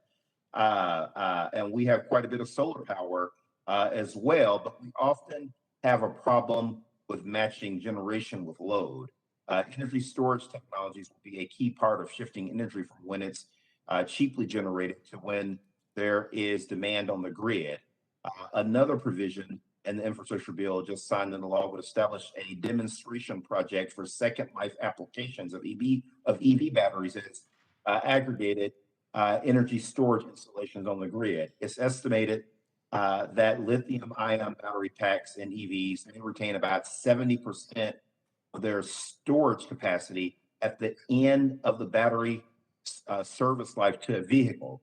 Mr. Zindler, can you speak about how recycling EV batteries for use on the grid might complement the deployment of clean energy, particularly in a state like Texas? So it's a good point, and it's a good question. So yes, we've started to see some of the recycling of some EVs to be used for storage. My understanding is it's a little less what you might traditionally think of as on the grid, but in the so-called behind-the-meter sense. That is, in people's homes and businesses where they want backup power in the case of outages. And I think there's been something like 40 or 50,000 of these systems sold in California, in particular because of all the outages they've had around wildfires. So the demand for residential storage is definitely growing, and there's a potential that these batteries can be used in that application. Thank you very much. Thank you, Mr. Chairman. My time has expired. The gentleman yields back. The chair now recognizes the gentleman from Indiana. See, Mr. Pence, you're recognized for 5 minutes, please. Okay.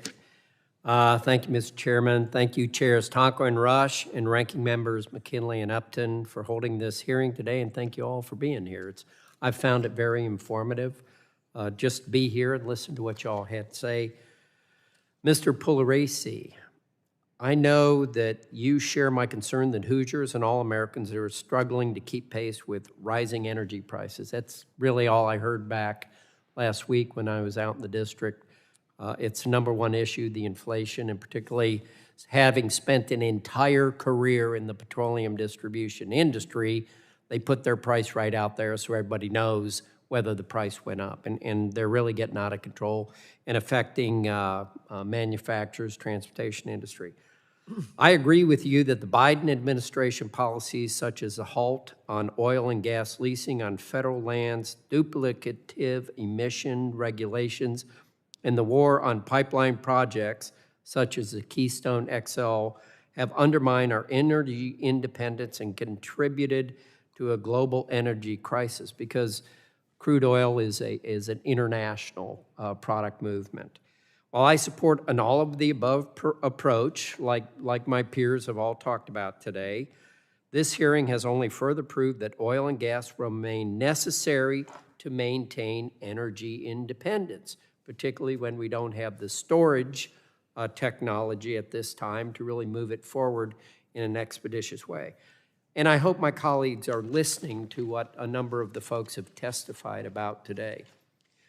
You know, here's where I'm going, sir.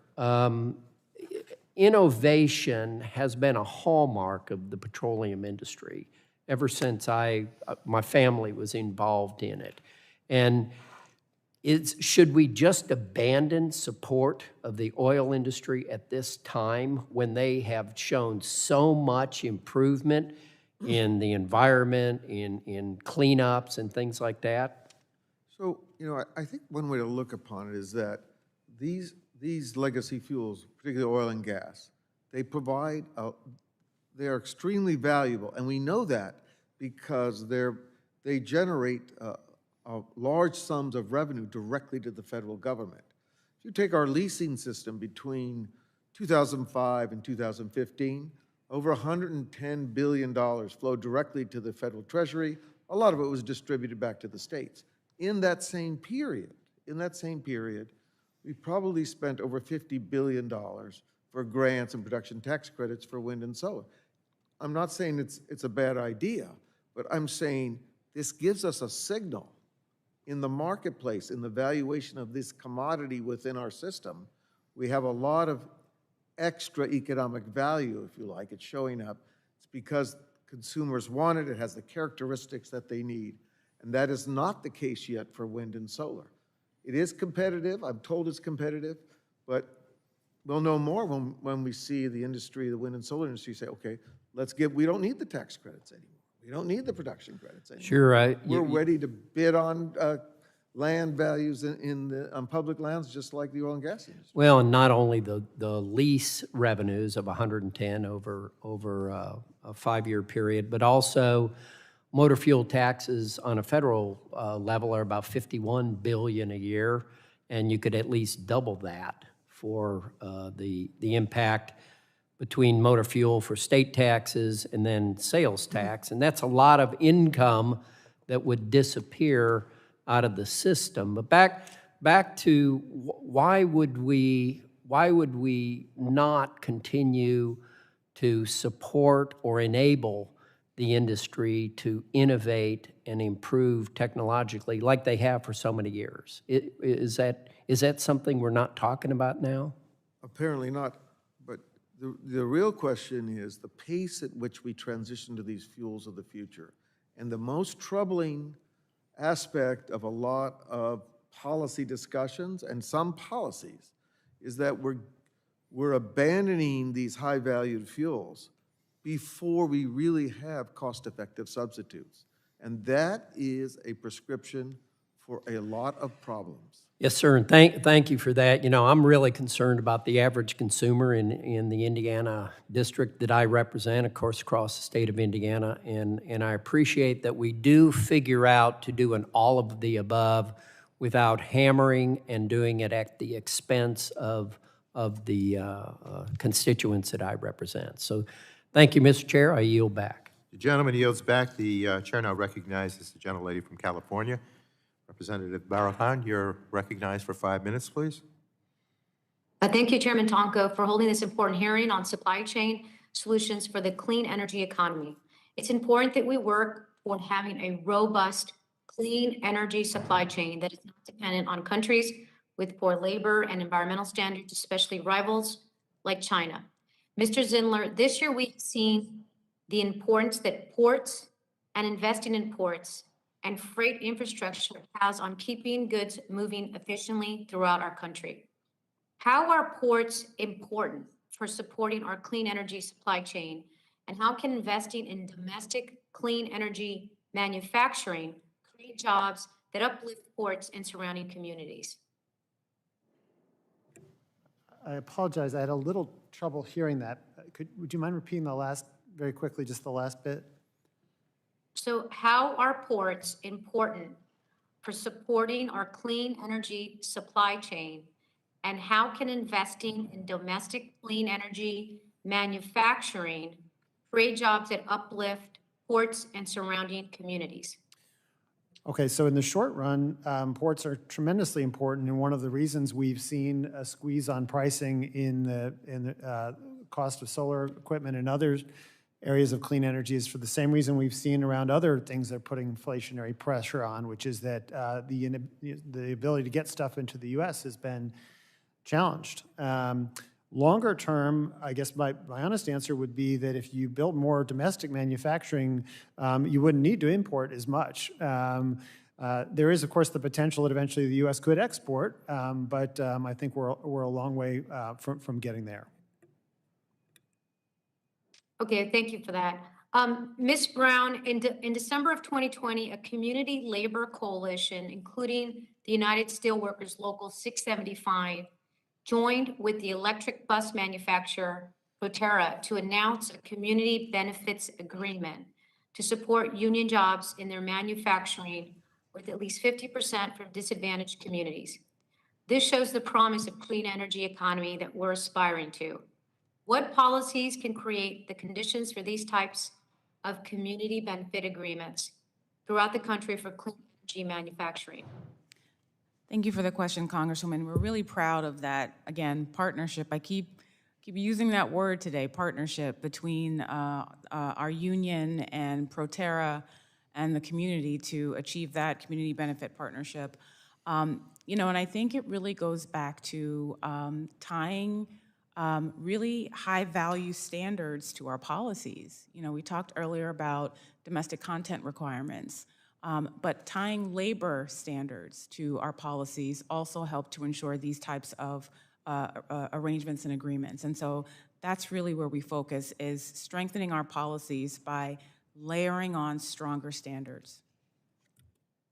Thank you. Mr. Switzer, there's a lot of untapped potential for recycling the critical minerals used in electric vehicles, both in production and when they reach the end of their useful life.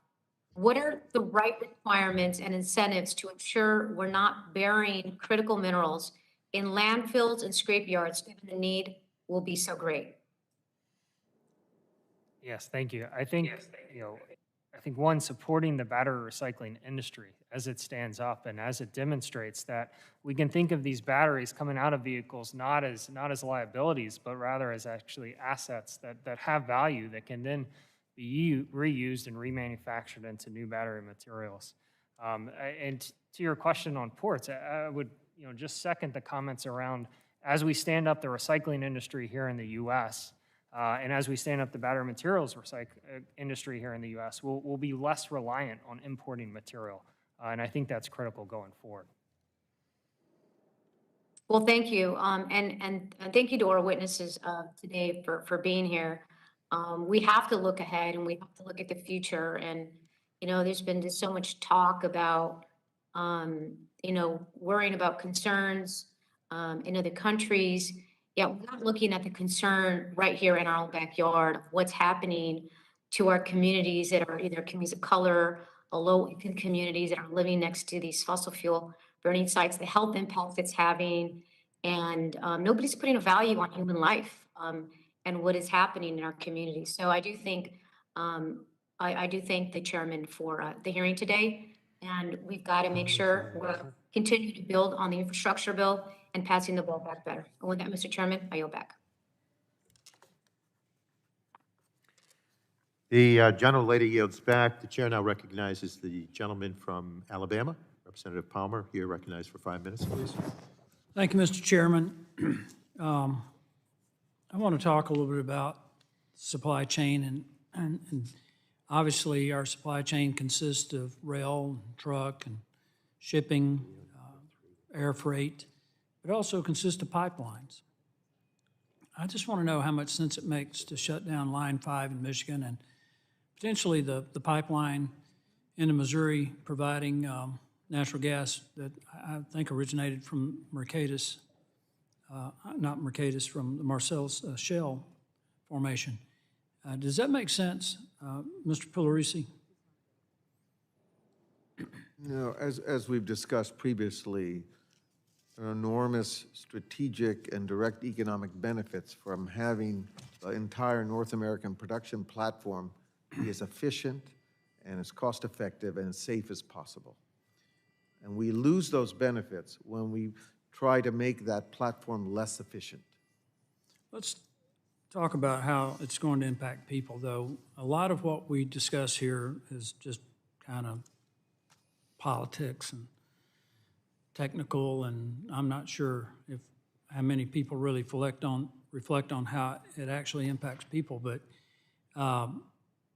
we're on pace to face the biggest surge in electricity costs since the Obama administration. And it's a direct result of the Biden administration's policies, and I kind of think that maybe they learned it from the Obama administration since he served as vice president in that administration. It's going to be the costliest winter in decades, I think, maybe, but certainly in years for households. that are not only going to be hit with high household utility bills, but they're going to get hit with much higher cost at the pump.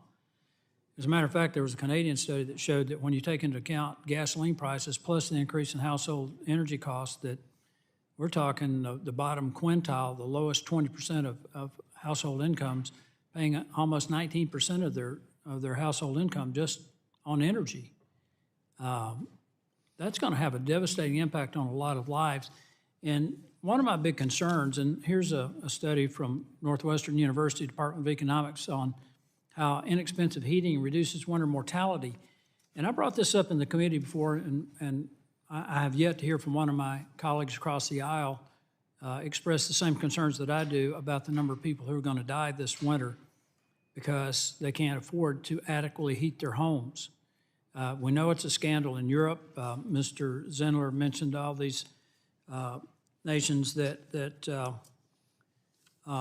have gone to renewables, and I looked at the ones who've gone to solar and wind, and there's 30 nations that, most of them in Europe, as a matter of fact, I think all of them are in Europe, that are reporting excess winter deaths, and the United Kingdom is sixth.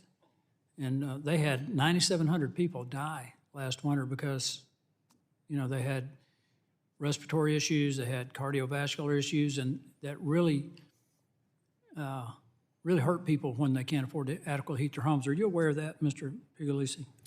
I don't have recent data on the deaths, but let me just say, for large segments of the American population, rising energy prices are devastating because it does become a large percentage of their income. We did a webinar on the Transportation Climate Initiative, and in fact, it was the Northeast states. And the primary concern from state legislators was, well, we're interested in this, but we don't want to see low-income families hurt. Well, it's really going to hurt people in the Northwest. I looked at Vermont, and the people in the lowest quintile, their average household income's less than $28,000, 18.3%. And that they pay 18.3% of their total income. That's 7 times more than the people in the top 20% of household incomes in Vermont. This is going to have a devastating impact on people living in those colder climates. And I'm going to get into some other stuff later on, but when you combine this with inflation that we're already experiencing, the fact that energy costs are the most inflationary component of the economy, we're literally condemning some people to death. And I just think that there's a cost that's not being calculated here that apparently my colleagues across the aisle are not that concerned about, but I certainly am, and I'm going to speak up for those people. With that, Mr. Chairman, I yield back. The gentleman yields back. The chair now recognizes the gentleman from Florida. Representative Soto, you're recognized for 5 minutes, please. Thank you, Mr. Chair. The challenge. Climate change is an existential threat to the human race. In Florida, we're facing intensifying hurricanes, rising seas, and the hottest years on record. But there is hope. The goal, reduce greenhouse gases by 50% by 2030 and get to net zero by 2050. The way we're going to do it, 100% clean electricity by 2035. We're at 40% right now. Nuclear, 20%. Renewables, 20%. The fact that people are saying we can't get the other way with 60%, yes, we can. And 50% electric vehicles by 2030. And Congress is leading the way with the Build Back Better infrastructure package, which has billions for electric vehicle infrastructure and clean energy. I want to thank both Representatives Upton and Mckinley for joining the Senate and making this a bipartisan bill. America must lead the way on this. And I also want to thank Rep. Curtis for joining so many of the Democrats over at the COP. It shows that we can work together in a bipartisan fashion. There are other challenges. Expanding the clean energy supply chain, which is what we're here for today. Microchips, rare earth metals, which, by the way, we could utilize both coal and coal ash to develop rare earth metals, a great way to help in this transition. We need to grow wind and solar by 4 times what we have right now. We need next generation batteries and modular nuclear. And yes, we need carbon capture too. We also must acknowledge the pain suffered by so many of our constituents with rising gas prices. You know, in August, NPR had a headline, Hurricane Ida hit an important oil and gas hub in Louisiana, which will likely drive up gas prices. And that's exactly what happened. Climate change supercharged a hurricane that then incapacitated many of our refineries in Louisiana, causing rising gas prices. Climate change is helping cause this to happen. If we do nothing, it will happen again. It will get worse. And then inflation, a critical question and a critical quote. Senator Rob Portman said yesterday, when we were at the bipartisan infrastructure signing, that the bill represents long-term investments in our nation's hard infrastructure assets, create hundreds of thousands of jobs with the bill, make us more efficient and competitive against countries like China. It adds to the supply side of the economy and will be counter-inflationary. It will be counter-inflationary at a time of rising inflation, and it does it all without raising taxes on the American economy. That is from the good senator from Ohio, and I happen to agree with him. The rest who voted no put party over country, and the American people know it. Also missing from the talking points of today, we had an impressive 521,000 jobs in October. Unemployment is down to 4.6%, and in Florida, it's under 5% as well. COVID cases are way down nationally, and children 5 to 11 can now be finally vaccinated. So what's the headline? In short, jobs are up, COVID cases are down, and children are safer. Improving the supply chains are part of this critical effort to combat climate change. So the big question for this committee, can we work together in a bipartisan fashion to get this done? I know we can. Mr. Zindler, the solar supply chain currently relies heavily on other countries, including China. As we attempt to build a domestic solar manufacturing supply chain, what are the places we should target, and what parts of the supply chain are easier to support and establish leadership? Thanks for the question. The first, as I said in my testimony, the U.S. essentially at the moment is a non-player in the production of crystalline silicon modules. And the easiest part of the value chain to address is the final assembly of those modules, which is literally putting them together. But that's a relatively low-value process and can be kind of done anywhere. The real value is further upstream when you look at the production of the cells and the wafers and even the polysilicon production all the way near the beginning of the process. And so those are all areas which China is clearly leading in, and those are areas that could be supported further and brought onto the U.S. shores with the right policies. Thank you. My time's expired. The gentleman yields back. The chair now recognizes the gentleman from Texas. Representative Crenshaw, you're recognized for 5 minutes, please. Thank you, Mr. Chairman, and thank you to the chair and ranking member for holding this important hearing. I'm going to state the obvious. To improve the so-called green supply chain, you first need to fix the actual supply chain. The former cannot exist without the latter, obviously. And this supply chain crisis didn't come out of nowhere. This was a self-inflicted wound, a direct result of bad progressive policies, from mandates to overregulation, attacks on American energy. They've compounded every single problem we're facing today, from record high inflation to slow economic growth to shrinking labor force participation and potentially an energy crisis. Policies have consequences. Locking down businesses, though shown to have little impact on the trends of the pandemic, had a huge impact on employment and economic growth and, yes, supply chain. A year later, we're still dealing with that. Vaccine mandates threaten to scare off employees in every industry, from logistics to ports to shipping. The head of the National Association of Wholesale Distributors put it this way: thousands of valued employees will be forced out of their jobs shortly before the holidays. The already compromised supply chain will be under added pressure during the busiest time of the year, and the already tight labor market will make it immeasurably more difficult to replace laid-off employees, compounding supply chain disruption, end quote. In California, where the bottleneck Bottleneck at our busiest port is exacerbating this crisis. Their version of the PRO Act, which Democrats passed out of the House this year and which bans independent contracting, threatens to destroy the trucking industry. Most truckers are freelance owner-operators, which California outlawed by banning independent contracting. Truckers sued California, but if they lose, their industry will be decimated in the midst of this supply chain crisis. It also seems as if President Biden is doing everything in his power to make energy less affordable and harder to come by. On day one, President Biden shut down the Keystone Pipeline, of course, while also asking OPEC to increase their production. The Democrat Party seems intent on nationalizing the failed energy policies of California, where the price of electricity has risen 6 times faster than the rest of the country. The attack on oil and gas has put a chilling effect on investments in new production to the benefit of global competitors like Russia. These policies impact the poorest Americans the worst. As energy prices rise, more Americans sink into poverty. Every 10% increase in energy costs leads to 840,000 Americans falling below the poverty line.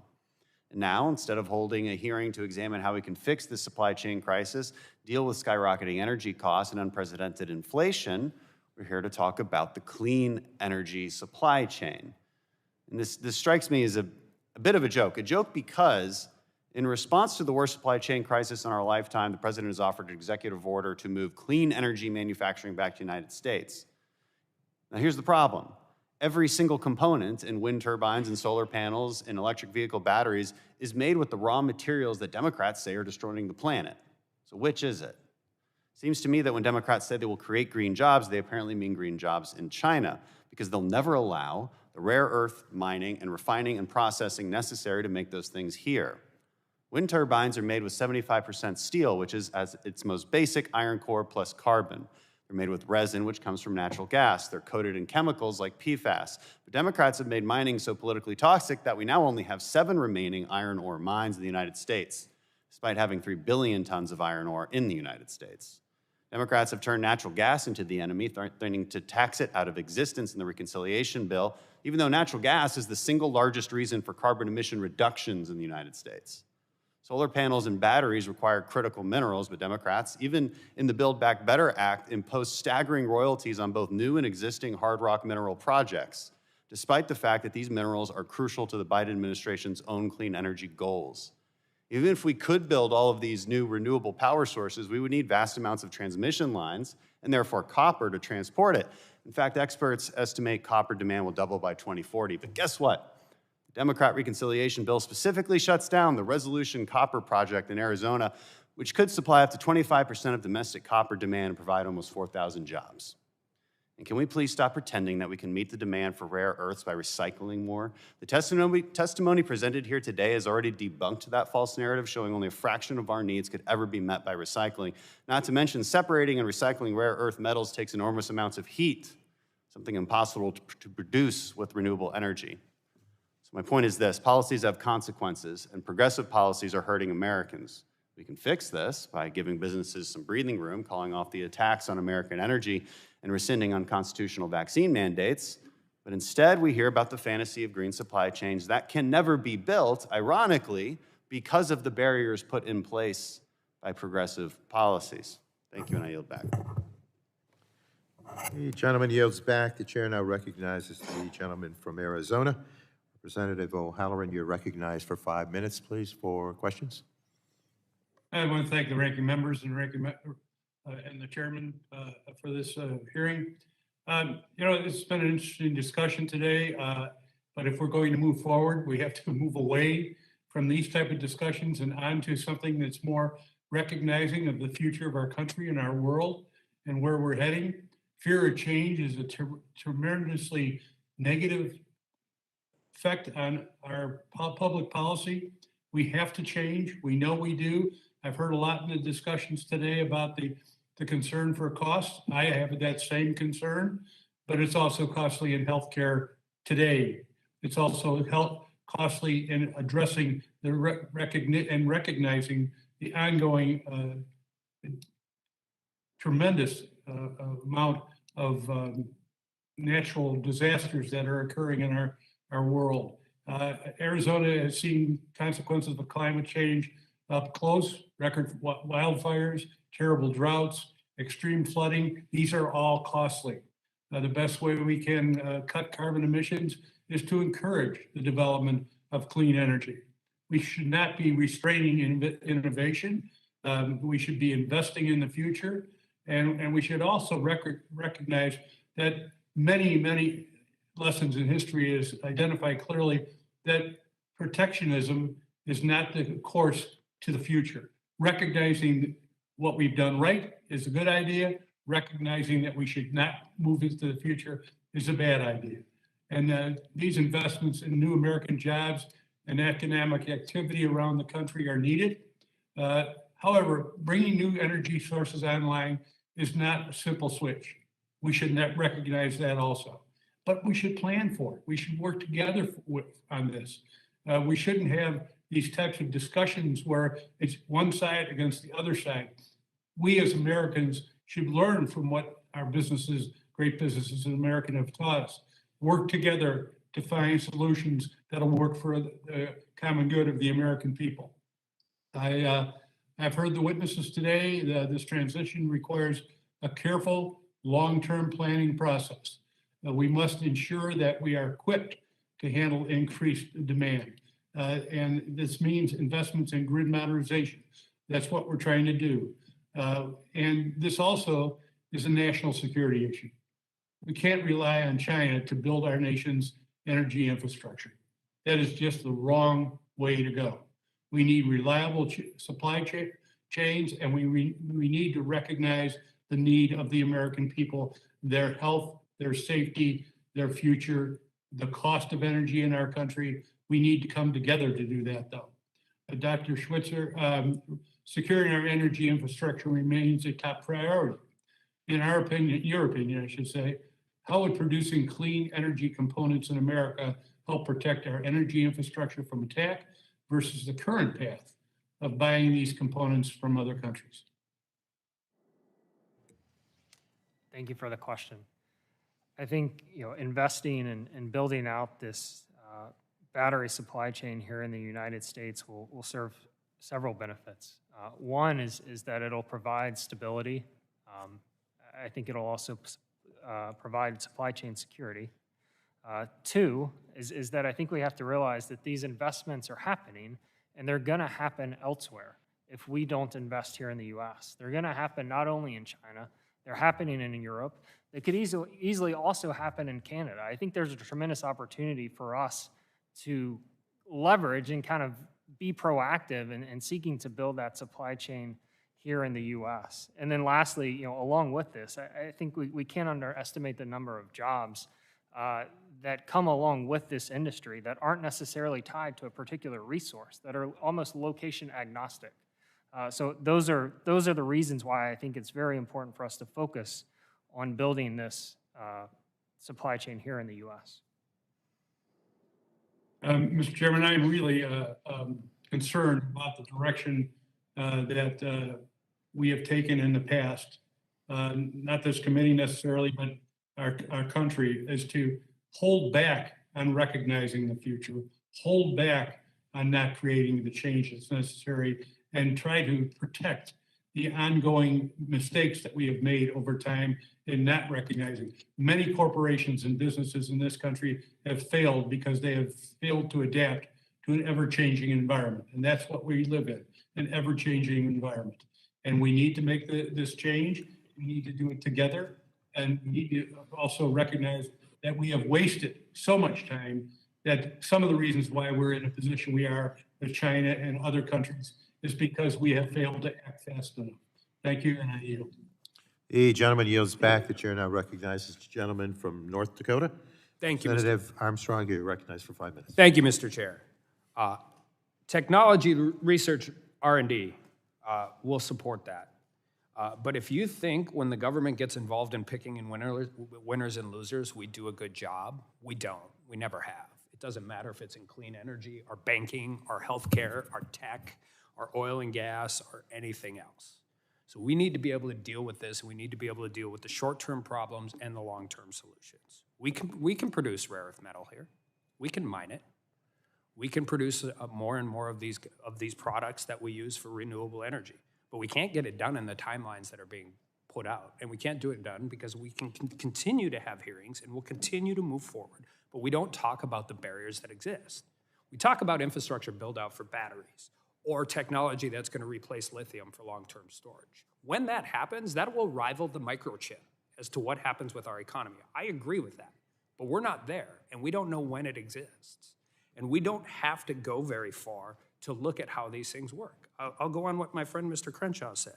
We've been talking about the supply chain, our current supply chain, and the issues we have with it in my office since I got here, and actually long before in the state Senate. We are seeing today that ports along the West Coast is a problem years in the making that have only been exacerbated by policy and programs pushed by the majority. Before we can consider the policies necessary to support massive expansion and build out of supply chains specifically for renewables, we have to continue to face the problems we have in our current supply chain. And the first thing we need to understand is supply chains are not linear and independent. They're not, they never have been. A change in input or output at any point in the process will cause distortions that quickly and easily spread to the other networks. We know this. North Dakota is the geographic center in North America, and we care very much about what happens at ports. Take trucking. Trucks haul more than 70% of our domestic cargo shipments. Companies large and small have been pleading for years to help address the fact that we cannot hire enough truck drivers to meet the ever-increasing demand. Making things worse are inflexible hours of service and other regulatory requirements that don't accurately reflect the needs of modern logistics. But don't worry, they don't make the roads any safer. Should we shoehorn massive new renewable supply chains into a system that already has difficulty meeting current demands to move goods from point A to B? And the House Majority's PRO Act only looks to further complicate this picture, particularly when you're trying to on-source things and keep our costs low at a reasonable level with an international community. Unless this administration and the majority change course, our supply chains will be made less reliable, less affordable, and more prone to disruption in the short term. And we cannot solve our long-term problems if we don't take care of what's going on in the short term. Mr. Pugliaresi, your testimony states that financial data does not support the claim that oil and gas companies are holding stranded assets. Can you explain that? Yes, so we got a little help from Professor Tice with this one, but if you look at investment grade bonds, particularly in sort of oil and gas companies, the shape of those, what we call the yield curve, is suggest that these tend to be the very, very conservative investors. And the shape of the yield curve suggests that these assets are not viewed as risky. I'll keep it as simple as possible. But I really think this is an important point because you hear a lot of commentary that, oh, oil and gas assets are going to be stranded. Well, and they'll be stranded if people are going to plan to stop using them. I accept that. But in fact, what we learned from the bond market is that's not what the market believes. The market believes those assets are quite valuable. Do you agree that the greater risk to secure and affordable energy and thus, essentially our entire economy at this point in time, are policy decisions that disincentivize capital allocation to traditional fuel supplies and production? So we're very much concerned about the ESG guidelines, which abdicate to financial institutions decisions about what prominent and valuable fuels they should invest in or not invest in. I actually think this is a risk for the financial companies because they're going to own this. If this goes belly up for them and there's a crisis and the sort of blame is on them, they're going to own this. And I really think this is an abdication by the government. The government should set the standards for what kinds of environmental controls we're going to have or not have, and that the banks should care about their shareholders. Well, and I actually agree with you. I think eventually what ends up happening with the ESG portfolios is very much that, where they end up making their money and where they come back, because that's how the market will react. And with that, I'll yield back. The gentleman yields back. The chair now recognizes virtually the gentlelady from Washington State, Representative Schreier. You're recognized for 5 minutes for questions, please. Well, thank you so much, Mr. Chairman, and thank you to our witnesses. I have been listening attentively because I am extremely interested in our transition to clean energy production and storage and a broad rollout of electric vehicles. I am also interested in how we can make this transition to domestic sourcing and manufacturing truly work. And I look at the nations that are currently leading in mineral sourcing and the production of solar panels and batteries. And increasing reliance on those countries is not in our country's best interest, nor is it in the planet's best interest. And that is one of the reasons why the US needs to take a leading role in sourcing and manufacturing for our own economy, for the environmental stewardship that we need, and also for ethical working conditions, so we can establish our leadership position in the world. Now, onshoring sourcing and manufacturing is going to create family wage jobs.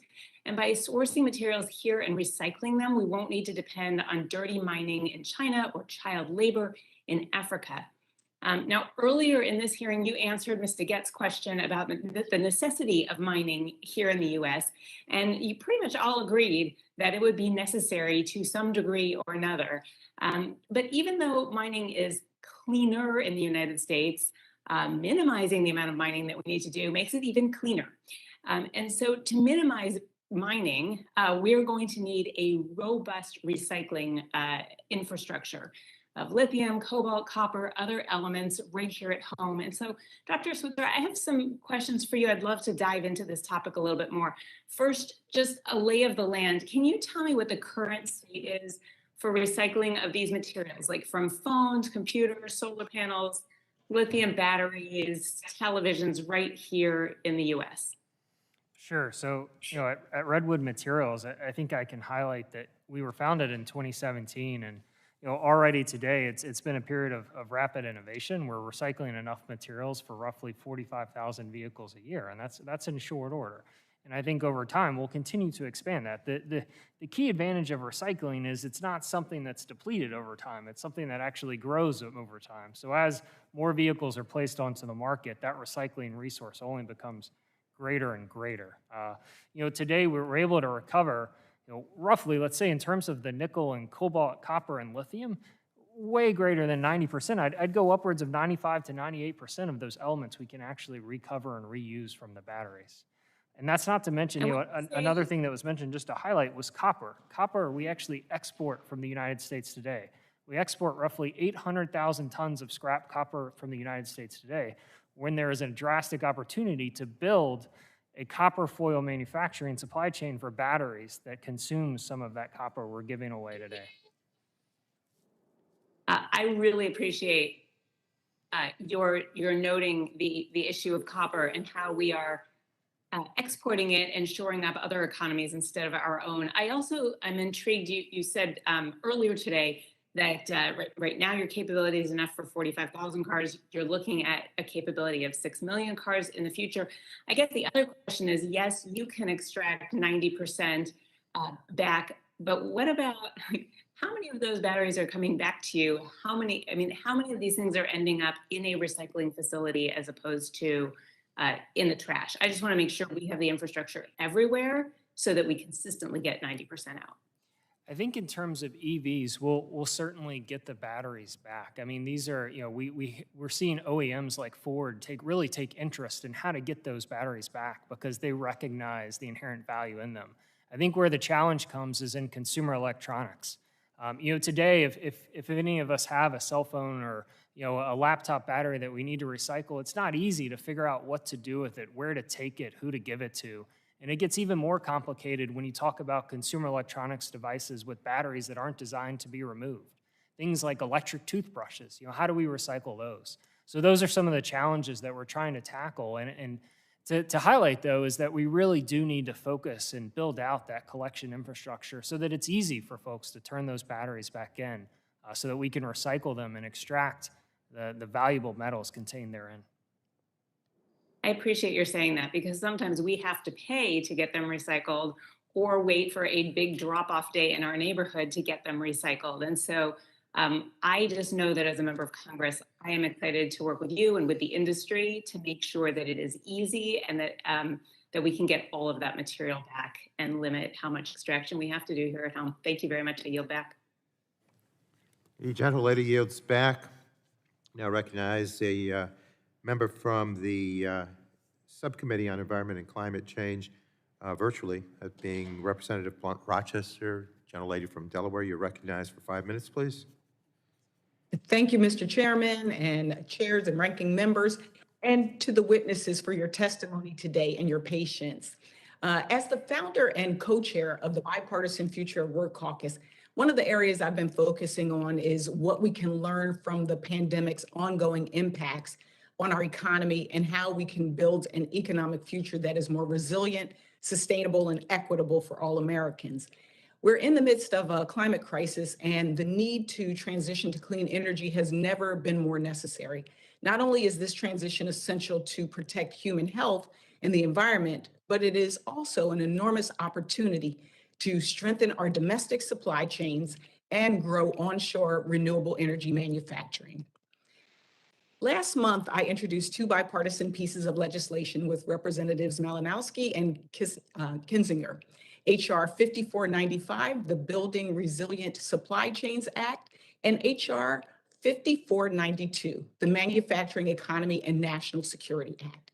These bills take crucial steps to stabilize our supply chains by providing financial support to develop, diversify, and expand our domestic supply chains.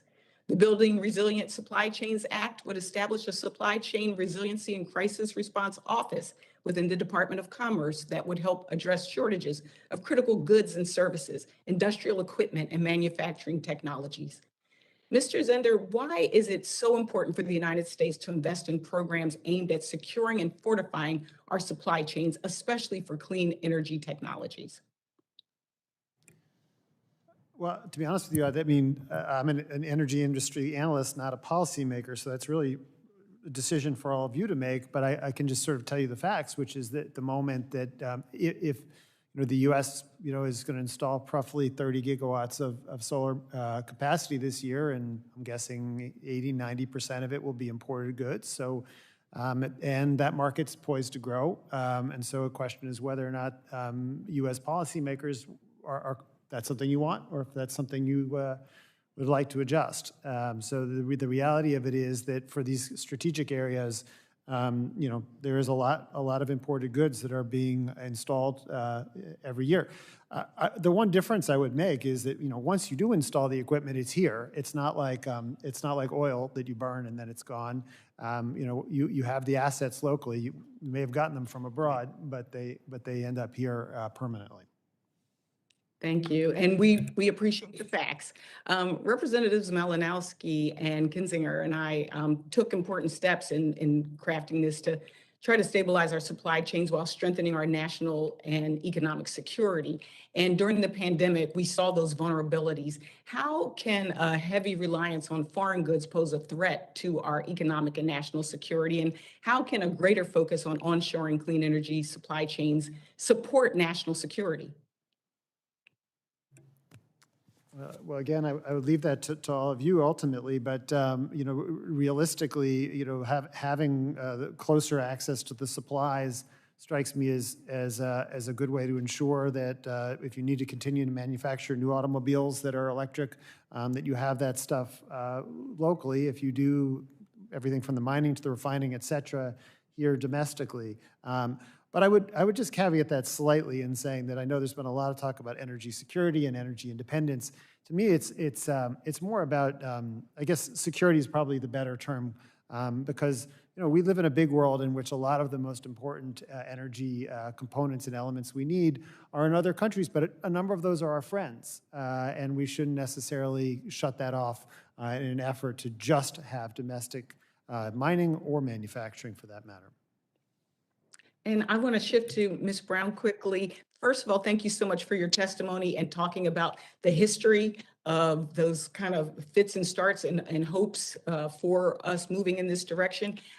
You mentioned, and when Representative Rush was talking, you talked a little bit as well about those communities that historically have been left out. Can you talk about how they will benefit from or contribute to this transition? Absolutely, and thank you for the question. I think there was with the infrastructure bill that was passed and signed into law yesterday, there's a big climate and resiliency component of that bill, and a lot of equity actually was built into the crafting of that bill, and I think we'll see some direct benefits in the way of transportation and, making communities more resilient, and also investment in a lot of these communities, because there is money to drive specific investment to attract businesses to these areas. But I also go back to what I mentioned earlier in terms of Black and brown communities. The best economic engine and vehicle to getting to the middle class is a union job. And so as we're building out the clean energy economy, we got to make sure that those jobs are union jobs. Great. Thank you so much. Thank you, Mr. Chairman, and I yield back. The gentlelady yields back, and I believe that concludes all of the members from either of the subcommittees. Oh, I'm sorry. Virtually? Okay, virtually we've been joined by I just jumped on, sir. Representative Mullen from Oklahoma. So, Representative, Yes, you're sir. recognized for 5 minutes, please. Thank you, and I'm sorry about jumping in here just real late, but as you guys can understand it, we're running back and forth. My question is pretty easy, I guess, and I have to follow it up with maybe some follow-up questions. But many people, in this committee would like to see all the fossil fuels done away with as of yesterday. But can someone help explain how natural gas is a necessity or is necessary as a bridge fuel for the transition? And I'll kind of leave that open for whoever wants to grab that question. I'll jump in first and just note that this great decarbonization we've seen of the power sector has been driven by two factors, which is renewables and by cheap natural gas. And then the fracking revolution, or whatever you want to call it, the technological advances there have contributed enormously to moving us away from coal. We were 40% of our power generation from coal just 10 years ago, and now we're down to about 20%. And gas has played an enormous role in decarbonizing the power sector. That's where we are today. The question is, where do we go in the future? And whether or not you can continue to have that much gas on the system and try and get to some kind of decarbonization goal where you actually address the climate crisis. It was 10 years ago where we were seeing natural gas as the clean energy. And when you start seeing what's happening in Germany, and as they're transitioning to renewables, you're seeing they also have an increase on their dependency on natural gas to offset it. Because the last time that I checked, we were really having a hard time figuring out how to store renewables and be able to meet high-pitched demands when we are facing peak hours. For instance, in California, the reason why they have rolling blackouts is during peak hours. You see that sometimes solar comes offline, especially in the valley. Solar will come offline around 7, 8 o'clock in the summer when it's still 116 degrees and people are at home, and there's no way to meet that demand if you don't have on-the-demand energy, for instance, natural gas or nuclear. So my question goes back, how do we make that transition without natural gas or nuclear still being part of the portfolio? So maybe I could address this. When you look at California, the so-called duck curve, we do not have anything else. When we use these intermittent fuel sources or these intermittent technologies, when the sun goes down, and sometimes it's combined not just with losing the sun, but the wind, you need dense, massive power to bring up the power system as we get into nighttime. And there is no alternative other than natural gas or some other alternative fossil fuel. And until we have, at scale, these alternatives, this is what we're going to have to do. I want to jump in because I also feel like there's been a kind of repeated mischaracterization of what's gone on in Germany. The reality in Germany is that they very quickly decided to close all their nuclear power plants. And that is what has created, in my view, the biggest squeeze on the market there and the greater reliance on natural gas and the higher power prices. It has certainly been, they've pushed for renewables for years, but in my view, pretty ill-conceived idea about nuclear is really what triggered the problems there. When you start looking at what's happening, we're wanting to do away with nuclear too. So if we're trying to end nuclear, then you're gonna have to have natural gas to fill that gap. And so we're running down the exact same path that Germany has, and we're running down it thinking that we're gonna have a different result. And I don't see that happening. I see this being the definition of insanity. Sir, with respect, I agree with you that with 20% of our power is from nuclear energy, and that's zero carbon, and shutting that down would be madness if you want to address climate change. But if you look at the infrastructure, could I just let me finish, please? Yeah, but the infrastructure bill includes do you $6 think that billion we to should keep those increase- nuclear reactors open. Sir, hold on a second. Reclaiming my time here. I just want to get back to you. So, let's find some common ground here. You agree with me on nuclear. So do you think we should increase or decrease our nuclear facilities in rather than shutting them down like a lot of people on this committee is wanting to do? I think, like I said a moment ago, closing the existing nuclear reactors in the United States, if you want to achieve decarbonization, does not make any sense. Do you think we should open more? I think it's a technology that should be invested in. And again, if you look at the infrastructure bill, there are billions of dollars to support advanced nuclear reactors. I appreciate it. I yield back my time. Thank you. The gentleman yields back. Ms. Brown, I'm informed, I believe, that you need to be released because of schedule. Yes, I have a 4-year-old who's not interested in supply chains, but is interested in me picking her up from school, so. Okay. Well, look, we have one more witness, and I'm informed that he has no questions of you. So let me just thank you in advance for the insight you've provided and for the value added you've expressed that unionized steelworkers will bring to the path going forward. Thank you so much, Thank you Chairman. for your participation today. Thank you, and thank you for generously excusing me. Thank you. Okay. All the best to the 4-year-old. Thank you. Now we'll recognize, I believe, all of the members of the subcommittees on environment and climate change and energy have been recognized. And so now wave down. We have the gentleman from Pennsylvania, Representative Doyle, Representative Joyce, excuse me. You're recognized for 5 minutes, please. First, I want to thank you, Chairman Tonka and Chairman Rush, for allowing me to wave on to this joint subcommittee hearing today. I want to thank the witnesses for appearing. As we've heard from many of my colleagues today, America is in the midst of an energy crisis of our own making. Just a year ago, our nation was energy independent. And for the first time since 1952, America was a net energy exporter. Now the Biden administration's policies have allowed American energy and the production of it to falter. And unfortunately, prices are skyrocketing. The president has even resorted to asking OPEC to increase production. On Monday morning at my home in Pennsylvania, there was already snow on the ground. And this week, the lows are in the 20s. Winter is coming, and my constituents need to heat their homes. To do that, they are paying 274% more for natural gas and over 500% more for propane from just a year ago. Americans are now literally paying the price for the Biden administration's failed energy policies. What Americans truly need is affordable and reliable baseload power. If my colleagues across the aisle are committed to clean energy, then we need to invest in clean diesel fuel, nuclear, and hydroelectric power.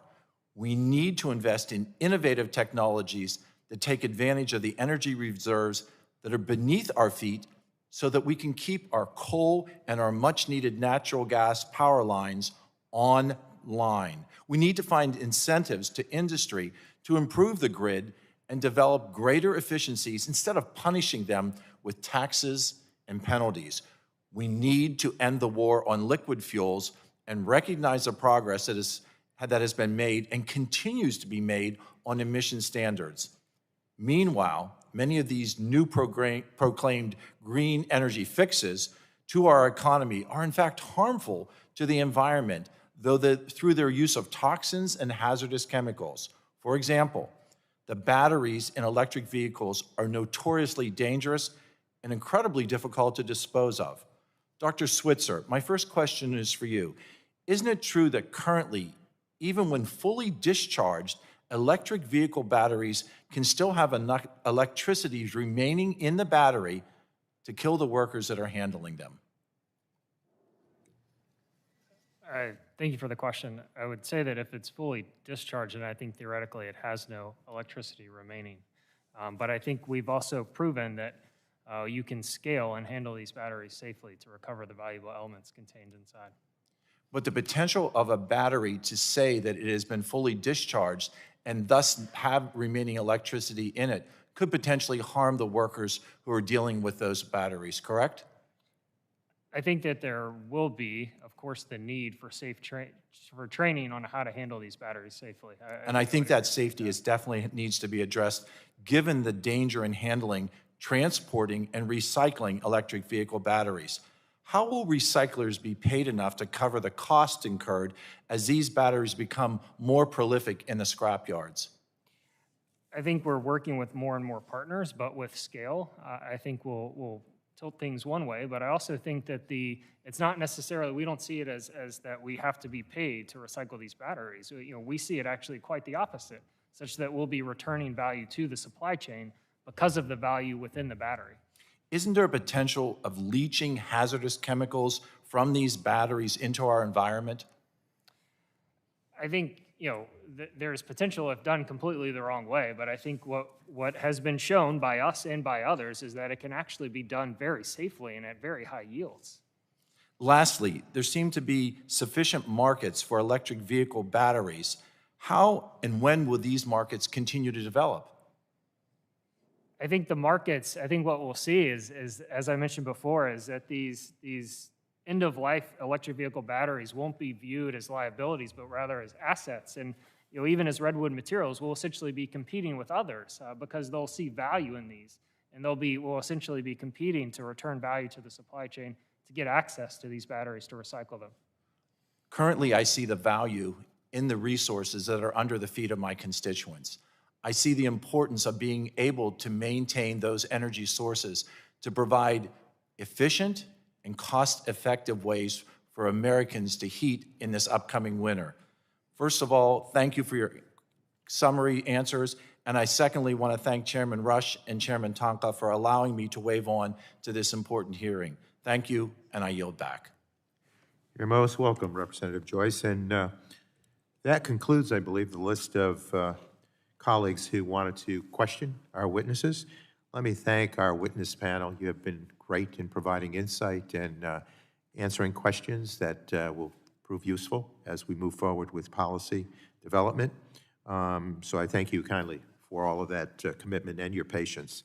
I remind members that pursuant to committee rules, they have 10 business days by which to submit additional questions for the record to be answered by our witnesses. And I ask only that our witnesses respond promptly to any such questions that you may receive.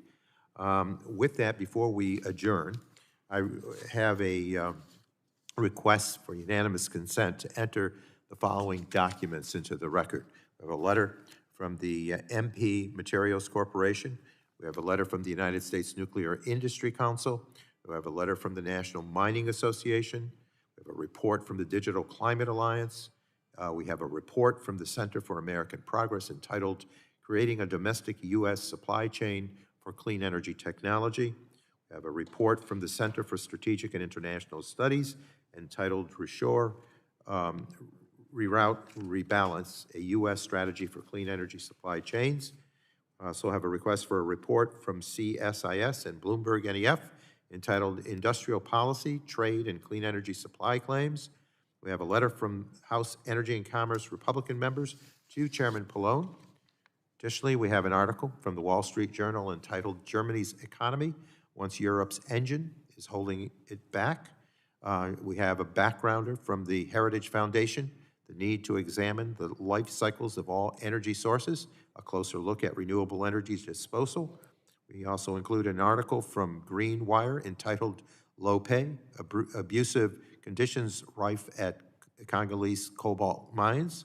We have a report from the Manhattan Institute entitled Mines, Minerals, and Green Energy, a Reality Check.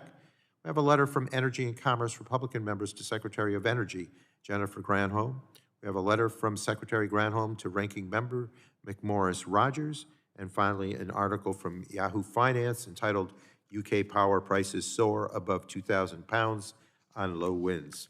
Without objection, so ordered. And with that, that brings to conclusion our subcommittee's meeting and hearing. And with that, we adjourn.